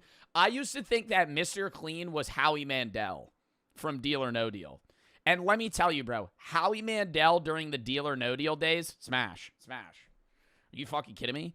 clean bald head. He had those gold earrings and that goatee, or that like weird like beard like stash he had. I'm smashing Mr. Clean. Mr. Clean's awesome. What are you fucking, dude? That's like Mr. Clean's like a jacked guy. Would you smash? Chat GPT pass? Are you fucking kidding me? What, the app or the AI? Like, what is the question here? The app. How do you even do that? Remy the Rat. Why are they all men? Why is it all guys right now? Wait, what is happening? Remy the Rat? Could he control me? Like, could it be like a third person type of thing? Like, he's in my hair and I'm wearing a hat? Like, Remy's a rat. I don't know. This one. Pass. Pass under the guise that it's just him. But if he's allowed to, like, be there, Remy can take the reins. What will you choose here? Bullet Bill from Mario Kart. He's kind of shaped like a butt plug. I'm going to pass. Smash or pass. Judge Judy. Oh, God. Pass. Pass. Give me another Mr. Clean here, dude. Pass. What's the hear me out on Judge Judy? What's your choice? Smash. Eve from Wall-E. Bro, I'd be like Wall-E in that shit. Smash. Eve is awesome. Eve is awesome and also like the coolest robot in the universe, in that world. Childhood Clippy. Clippy. Ooh. This is a hard one. I don't think I'm fucking Clippy. I think I'm going to pass. How would that even work? How would that even work? He's a paper clip. I'm going to pass on Clippy. Would you smash? Smash. Gloria from Madagascar. I had a crush on Gloria from Madagascar. Are you kidding me? Remember that Moto Moto scene? I like them big. I like them chunky. Yo, that guy was badass too. Gloria from Madagascar was like the coolest person ever. Does she have to remain a hippo though? Does she have to remain a hippo? Play the scene? No. How about this? Oh, fuck no. The Cheshire Cat's getting a pass. Cheshire Cat's getting 100% pass on this one. Dude, that creepy-ass smile. Oh, fuck no, dude. That's actually terrifying. He does have a nice voice, though. Doesn't the Cheshire... What does the Cheshire Cat sound like? Doesn't the Cheshire Cat have, like, a smooth voice? Cheshire Cat. Hey. That's what he sounds like, right? Cheshire Cat voice. Better have a look. Oh, he does. Oh, no, but look at his fucking face, chat. That's terrifying. Look at him. And he's always like like 3 fucking inches away from your face. No. Mr. Mosby? Mr. Mosby? Pass. They're coming up with some creative ones. I didn't think Mr. Mosby would be on this list. Smash. Are you fucking kidding me? Green M&M? Before or after the sexy boots? Or pass. Before or after the sexy boots? Is this pre or post woke green M&M? Is this Tucker Carlson green M&M? I think it's the green M&M in the image. Pre-nerf? What's your choice? Megamind? Pass. Is it blue? Smash. How about Winona Ryder in Pass. Beetlejuice? Pass. Probably smells bad too. Pass. Gross. Pass. Would you smash or Pass. would you pass? Any character from Phineas and Ferb is a hard pass. Hard pass. For multiple reasons. How about this one? Pat the Handy Hammer. Handy Bandy Hammer. Pat. Pass. I feel like I'm passing on a lot of these. What will you... Blue's Clues, but Steve from Blue's Clues. Pass. God, man. Why Smash? So many people are saying Smash. The dog? No. Steve, the guy. Smash or pass, hear me out edition. I feel like that's bestiality if you say Smash to the dog, bruh.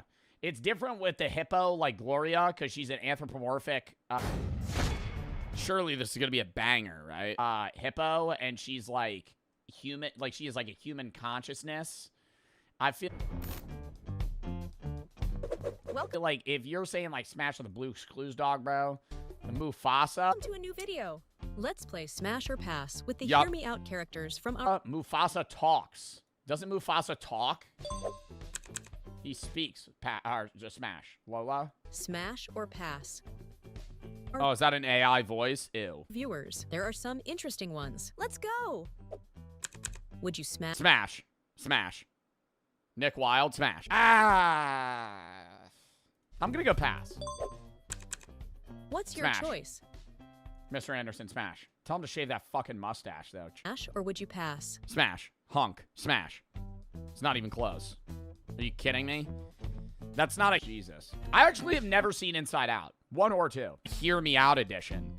Like, your Zootopia? That's like the most... Smash. Smash. Smash of the Bird, too. Are you kidding me? Mufasa? How about Hannibal Lecter? Oh, okay, so a serial killer.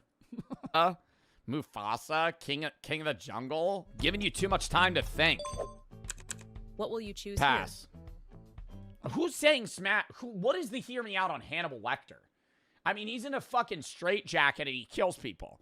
Like Roderick Heffley? No. No. Badass. Like, what? Why are people saying smash? What is the smash? What is the smash? He's a fucking... Oh, he's a serial killer. Pass. Cool guy. Pass. You might be gay. Hannibal fucking Lecter.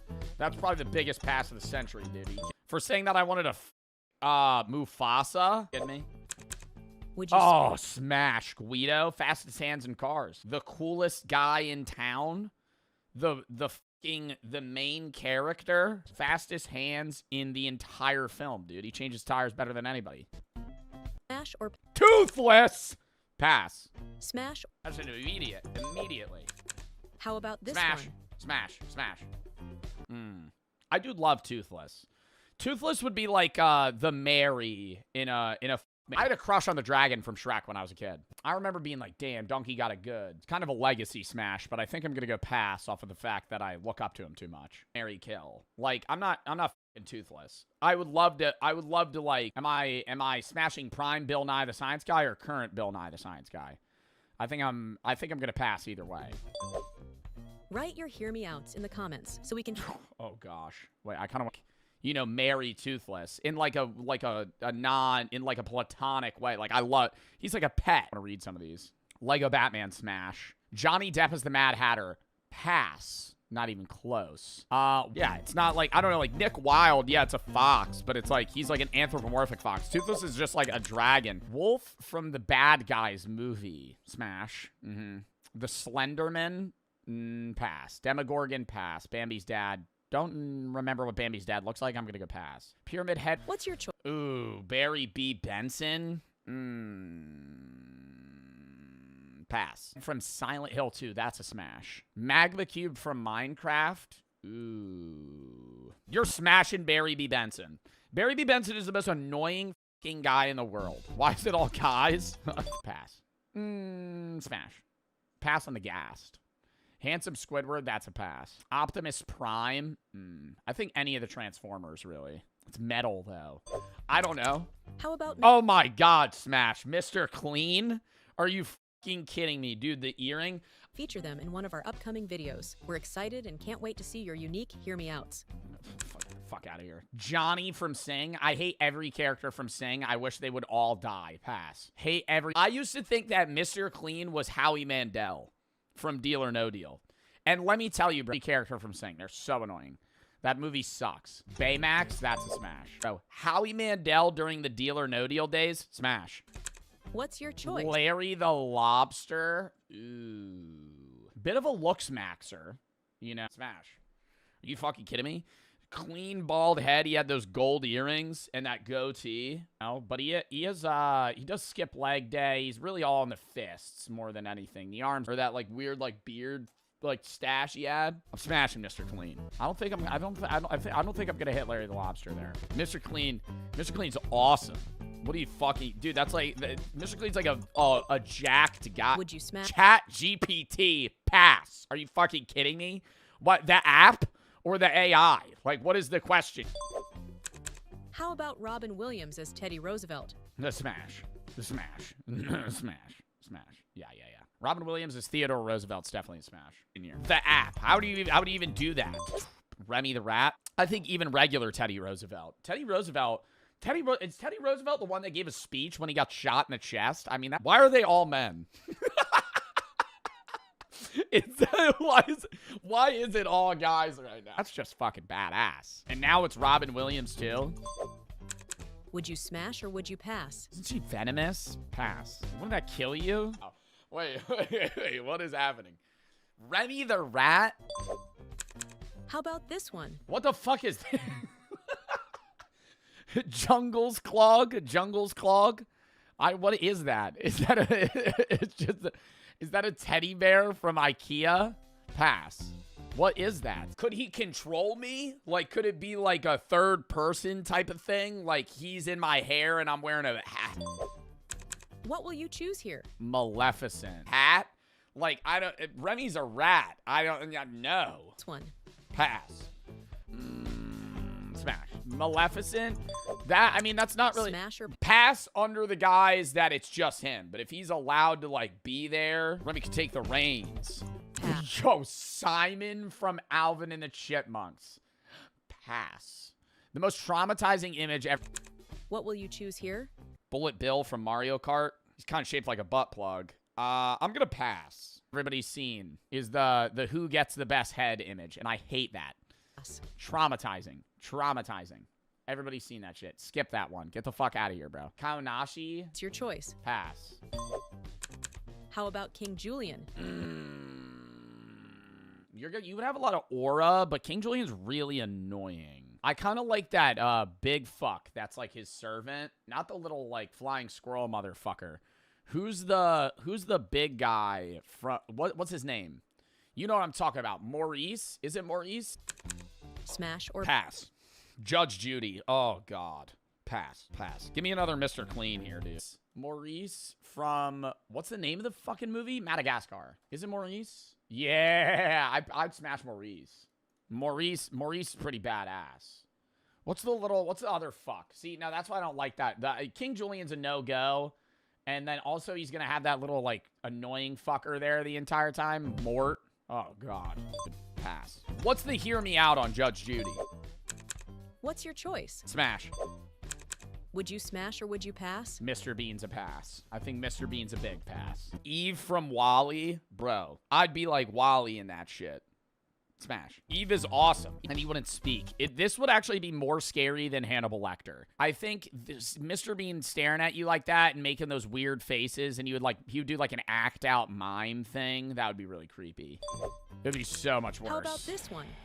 Emily from Corpse Bride. She's a dead body. Pass. Eve is awesome and also like the coolest robot in the universe, in that world. What will you choose here? Childhood Clippy. Clippy. Ooh. This is a hard one. Arthur's dad. Oh, shit. Pass. I don't think I'm fucking Clippy. Smash or pass? Smash. Smash. Maximus. I think I'm going to pass. How would that even work? How would that even work? He's a paperclip. Craziest horse in the fucking movie, dude. But he doesn't speak. Pass. I'm going to pass on Clippy. Would you smash? Smash. Gloria from Madagascar. It's like he's like What's an animal. Your choice? The pepper robot. I had a crush on Gloria from Madagascar. Are you kidding me? Remember that Moto scene? This is like a waitressing robot or like a waiter robot. Pass. I feel like I've passed on most of them. Flounder? The Flounder from My Little Mermaid's also a pass. And I like them big. I like them chunky. Yo, that guy was badass too. Even more so for the live action because both of them are fucking creepy. Gloria from Madagascar was like the coolest person ever. Would you smash? I'm smashing Stuart. I'm smashing Stuart Little. Does she have to remain a hippo though? This is getting boring. One? The Vine app. What the fuck? Smash. Does she have to remain a hippo? Play the scene? No. What's your choice? Oh, here we go. Yeah, I mean, dude, handsome Squidward doesn't have the nose problem that regular. How about this one? Oh, fuck no. The Cheshire Cat's getting a pass. Squidward does. I don't know. I feel like this is a pretty hard choice. I think I'm going to go no, though. Handsome Squidward's not really that handsome. He just has, like, a strong jaw structure. Cheshire Cat's getting a 100% pass on this one. Dude, that creepy-ass smile. Oh, fuck no, dude. That's actually terrifying. He does have a nice voice, though. Doesn't the Cheshire... He's the Holy Grail. How about Oscar the Grouch? Oscar the Grouch literally lives in the trash. Smash. Smash or pass? Pac-Man Ghost. What does the Cheshire Cat sound like? Doesn't the Cheshire Cat have like a smooth? Miss Pac-Man's a smash. Pac-Man Ghost is a pass. What's your choice? Smash. Boys. Cheshire Cat. Hey. That's what he sounds like, right? Cheshire Cat voice. Interdimensional being, basically a god. Cat in a Hat could effectively kill, like, anything. Like, he literally has, like, superpowers better than most Avengers. He can spawn things out of thin air. He's chaos, effectively. That was the last one. Wow, that was really interesting. That was fun. Fucking face, chat. That's terrifying. Look at him. Oh, God, they have another one. Let's crank through these real quick. We're just going to skip around. Crush from Finding... And he's always like like 3 fucking inches away from your face? No. Nemo's a smash. Circle Guard's a smash. Scar's a smash. Judy's a smash. Mr. Mosby? Mr. Mosby? Pass. Smash. Tafiti is a smash. Lord Farquaad's a pass. Bambi's father, They're coming up with some creative ones. I didn't think Mr. Mosby would be on this list. Please smash. Mad Hatter, pass. Pass. Smash. Are you fucking kidding me? Green M&M? Before or after the sexy boots? Pass. Smash. Smash. Smash. Smash. Pass. Or pass. Before or after the sexy boots? Pass. Smash. Smash. Pass. Smash. Pass on Benson. Pass. Pass. Smash. Is this pre or post woke green M&M? Is this Tucker Carlson green M&M? I think it's the green M&M in the image. Smash. Smash. Pass. Pre-nerf. What's your choice? Megamind. Pass. Is it blue? Smash. Pass. Smash. Smash. Jason Voorhees. Pass. How about Winona Ryder in Pass. Beetlejuice? Pass. With or without the mask. If he keeps the mask on, smash. If he takes it off, pass. King Triton, smash. Pass. Pass. Pass. Probably smells bad, too. Pass. Gross. Pass. Would you smash or Pass. would you pass? Any character from Phineas and Ferb is a hard pass. Hard pass. Hey, just for the game, people, stop including, like, Phineas. Phineas, get that out of there. Right? Stella's a smash. For multiple reasons. How about this one? What will you choose here? Nosferatu, pass. Like, what? What? Pat the Handy Hammer. Handy Bandy Hammer. Pat. Pass. Toy Chica. Pass. Peter Malark. I feel like I'm passing on a lot of these. What will you choose? Peter Malark from Hunger Games or from Mockingjay? Because Peter Malark from the original Hunger Games, a bit more... I would say prime Peter Malark was Blue's Clues, but Steve from Blue's Clues. Pass. God, man. Catching Fire, Peter Malark. Can we agree on that? I think, like, Josh Hutcherson in Catching Fire, he was, like, a hardened... Why Smash? So many people are saying Smash. Badass. Whereas the first one, he's kind of a chud, and he's also insane in the third one. So I think it depends on the film. Demigorgon's a pass. Blue from Rio's a pass. I feel like that's bestiality if you say smash to the dog, bruh. It's different with the hippo, like Gloria, because she's an anthropomorphic. 2D's a pass. Roger Rabbit's a pass. JJ from Outer Banks a pass. Hippo, and she's like human, like she is like a human consciousness. I feel Diego's a pass. Pyramid Head's a smash. Shrek's... Like, if you're saying, like, smash with the Blue Clues dog, bro, the Mufasa, pass. Bruno's a pass. Ghost from Call of Duty. Mufasa talks. Doesn't Mufasa talk? He speaks. Just smash. Lola? Smash or pass? It's a smash. The fucking Bill Cipher, evil god from Gravity Falls. I'm gonna go pass. What's your Smash. choice?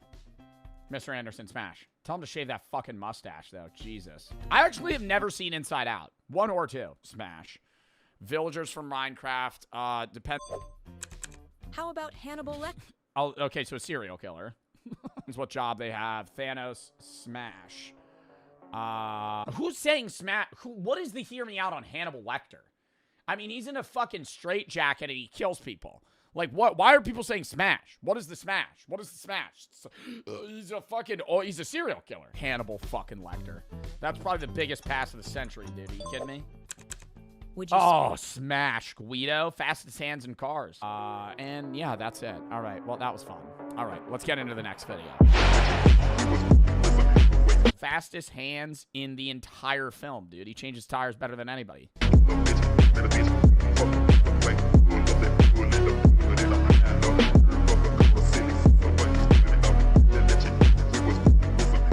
I had a crush on the dragon from Shrek when I was a kid. I remember being like, damn, Donkey got it good. It's kind of a legacy smash, but I think I'm going to go pass off of the fact that I look up to him too much. Am I smashing prime Bill Nye the Science Guy or current Bill Nye the Science Guy?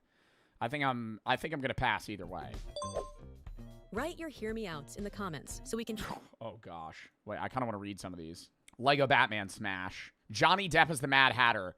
Pass. Not even close. Wolf from the Bad Guys movie. Smash. The Slenderman. Pass. Demogorgon. Pass. Bambi's dad. Don't remember what Bambi's dad looks like. I'm going to go pass. Pyramid Head from Silent Hill 2. That's a smash. Magma Cube from Minecraft. Ooh. Pass. Smash. Pass on the Ghast. Handsome Squidward. That's a pass. Optimus Prime. I think any of the Transformers, really. It's metal, though. Feature them in one of our upcoming videos. We're excited and can't wait to see your unique hear me outs. Fuck out of here. Johnny from Sing. I hate every character from Sing. I wish they would all die. Pass. Hate every character from Sing. They're so annoying. That movie sucks. Baymax. That's a smash. What's your choice? Larry the Lobster. Ooh. Bit of a looks maxer. You know, but he does skip leg day. He's really all in the fists more than anything. The arms aren't really there. I think I'm gonna pass on Larry the Lobster. I don't think I'm gonna hit Larry the Lobster there. How about Robin Williams as Teddy Roosevelt? The smash. Smash. Yeah. Robin Williams as Theodore Roosevelt's definitely a smash. I think even regular Teddy Roosevelt. Is Teddy Roosevelt the one that gave a speech when he got shot in the chest? I mean, that's just fucking badass. And now it's Robin Williams, too. Would you smash or would you pass? Isn't she venomous? Pass. Wouldn't that kill you? How about this one? What the fuck is this? Jungle's Clog? What is that? Is that a teddy bear from IKEA? Pass. What is that? What will you choose here? Maleficent. Smash. Maleficent? That's not really... Smash or pass? Yo, Simon from Alvin and the Chipmunks. Pass. The most traumatizing image everybody's seen is the who gets the best head image, and I hate that. Pass. Traumatizing. Everybody's seen that shit. Skip that one. Get the fuck out of here, bro. Kaonashi? It's your choice. Pass. How about King Julian? You would have a lot of aura, but King Julian's really annoying. I kind of like that big fuck that's like his servant, not the little like flying squirrel motherfucker. Who's the big guy from what's his name? You know what I'm talking about. Maurice? Is it Maurice? Maurice from what's the name of the fucking movie? Madagascar. Is it Maurice? Yeah, I'd smash Maurice. Maurice is pretty badass. What's the other fuck? See, now that's why I don't like that. King Julian's a no-go. And then also he's going to have that little, like, annoying fucker there the entire time. Mort. Oh, God. Would you smash or would you pass? Mr. Bean's a pass. I think Mr. Bean's a big pass. And he wouldn't speak. This would actually be more scary than Hannibal Lecter. I think Mr. Bean staring at you like that and making those weird faces, and he would do like an act out mime thing. That would be really creepy. It would be so much worse. How about this one? Emily from Corpse Bride. She's a dead body. Pass. What will you choose here? Arthur's dad? Oh, shit. Pass. Smash or pass? Smash. Smash. Maximus, craziest horse in the fucking movie, dude. But he doesn't speak. Pass. It's like he's like What's an animal. Your choice? The pepper robot. This is like a waitressing robot or like a waiter robot. Pass. I feel like I've passed on most of them. Flounder? The flounder from My Little Mermaid's also a pass. And even more so for the live action because both of them are fucking creepy. Would you smash? I'm or smashing would you Stuart. pass? I'm smashing Stuart Little. How this is about getting this boring. one? The Vine app. What the fuck? Smash.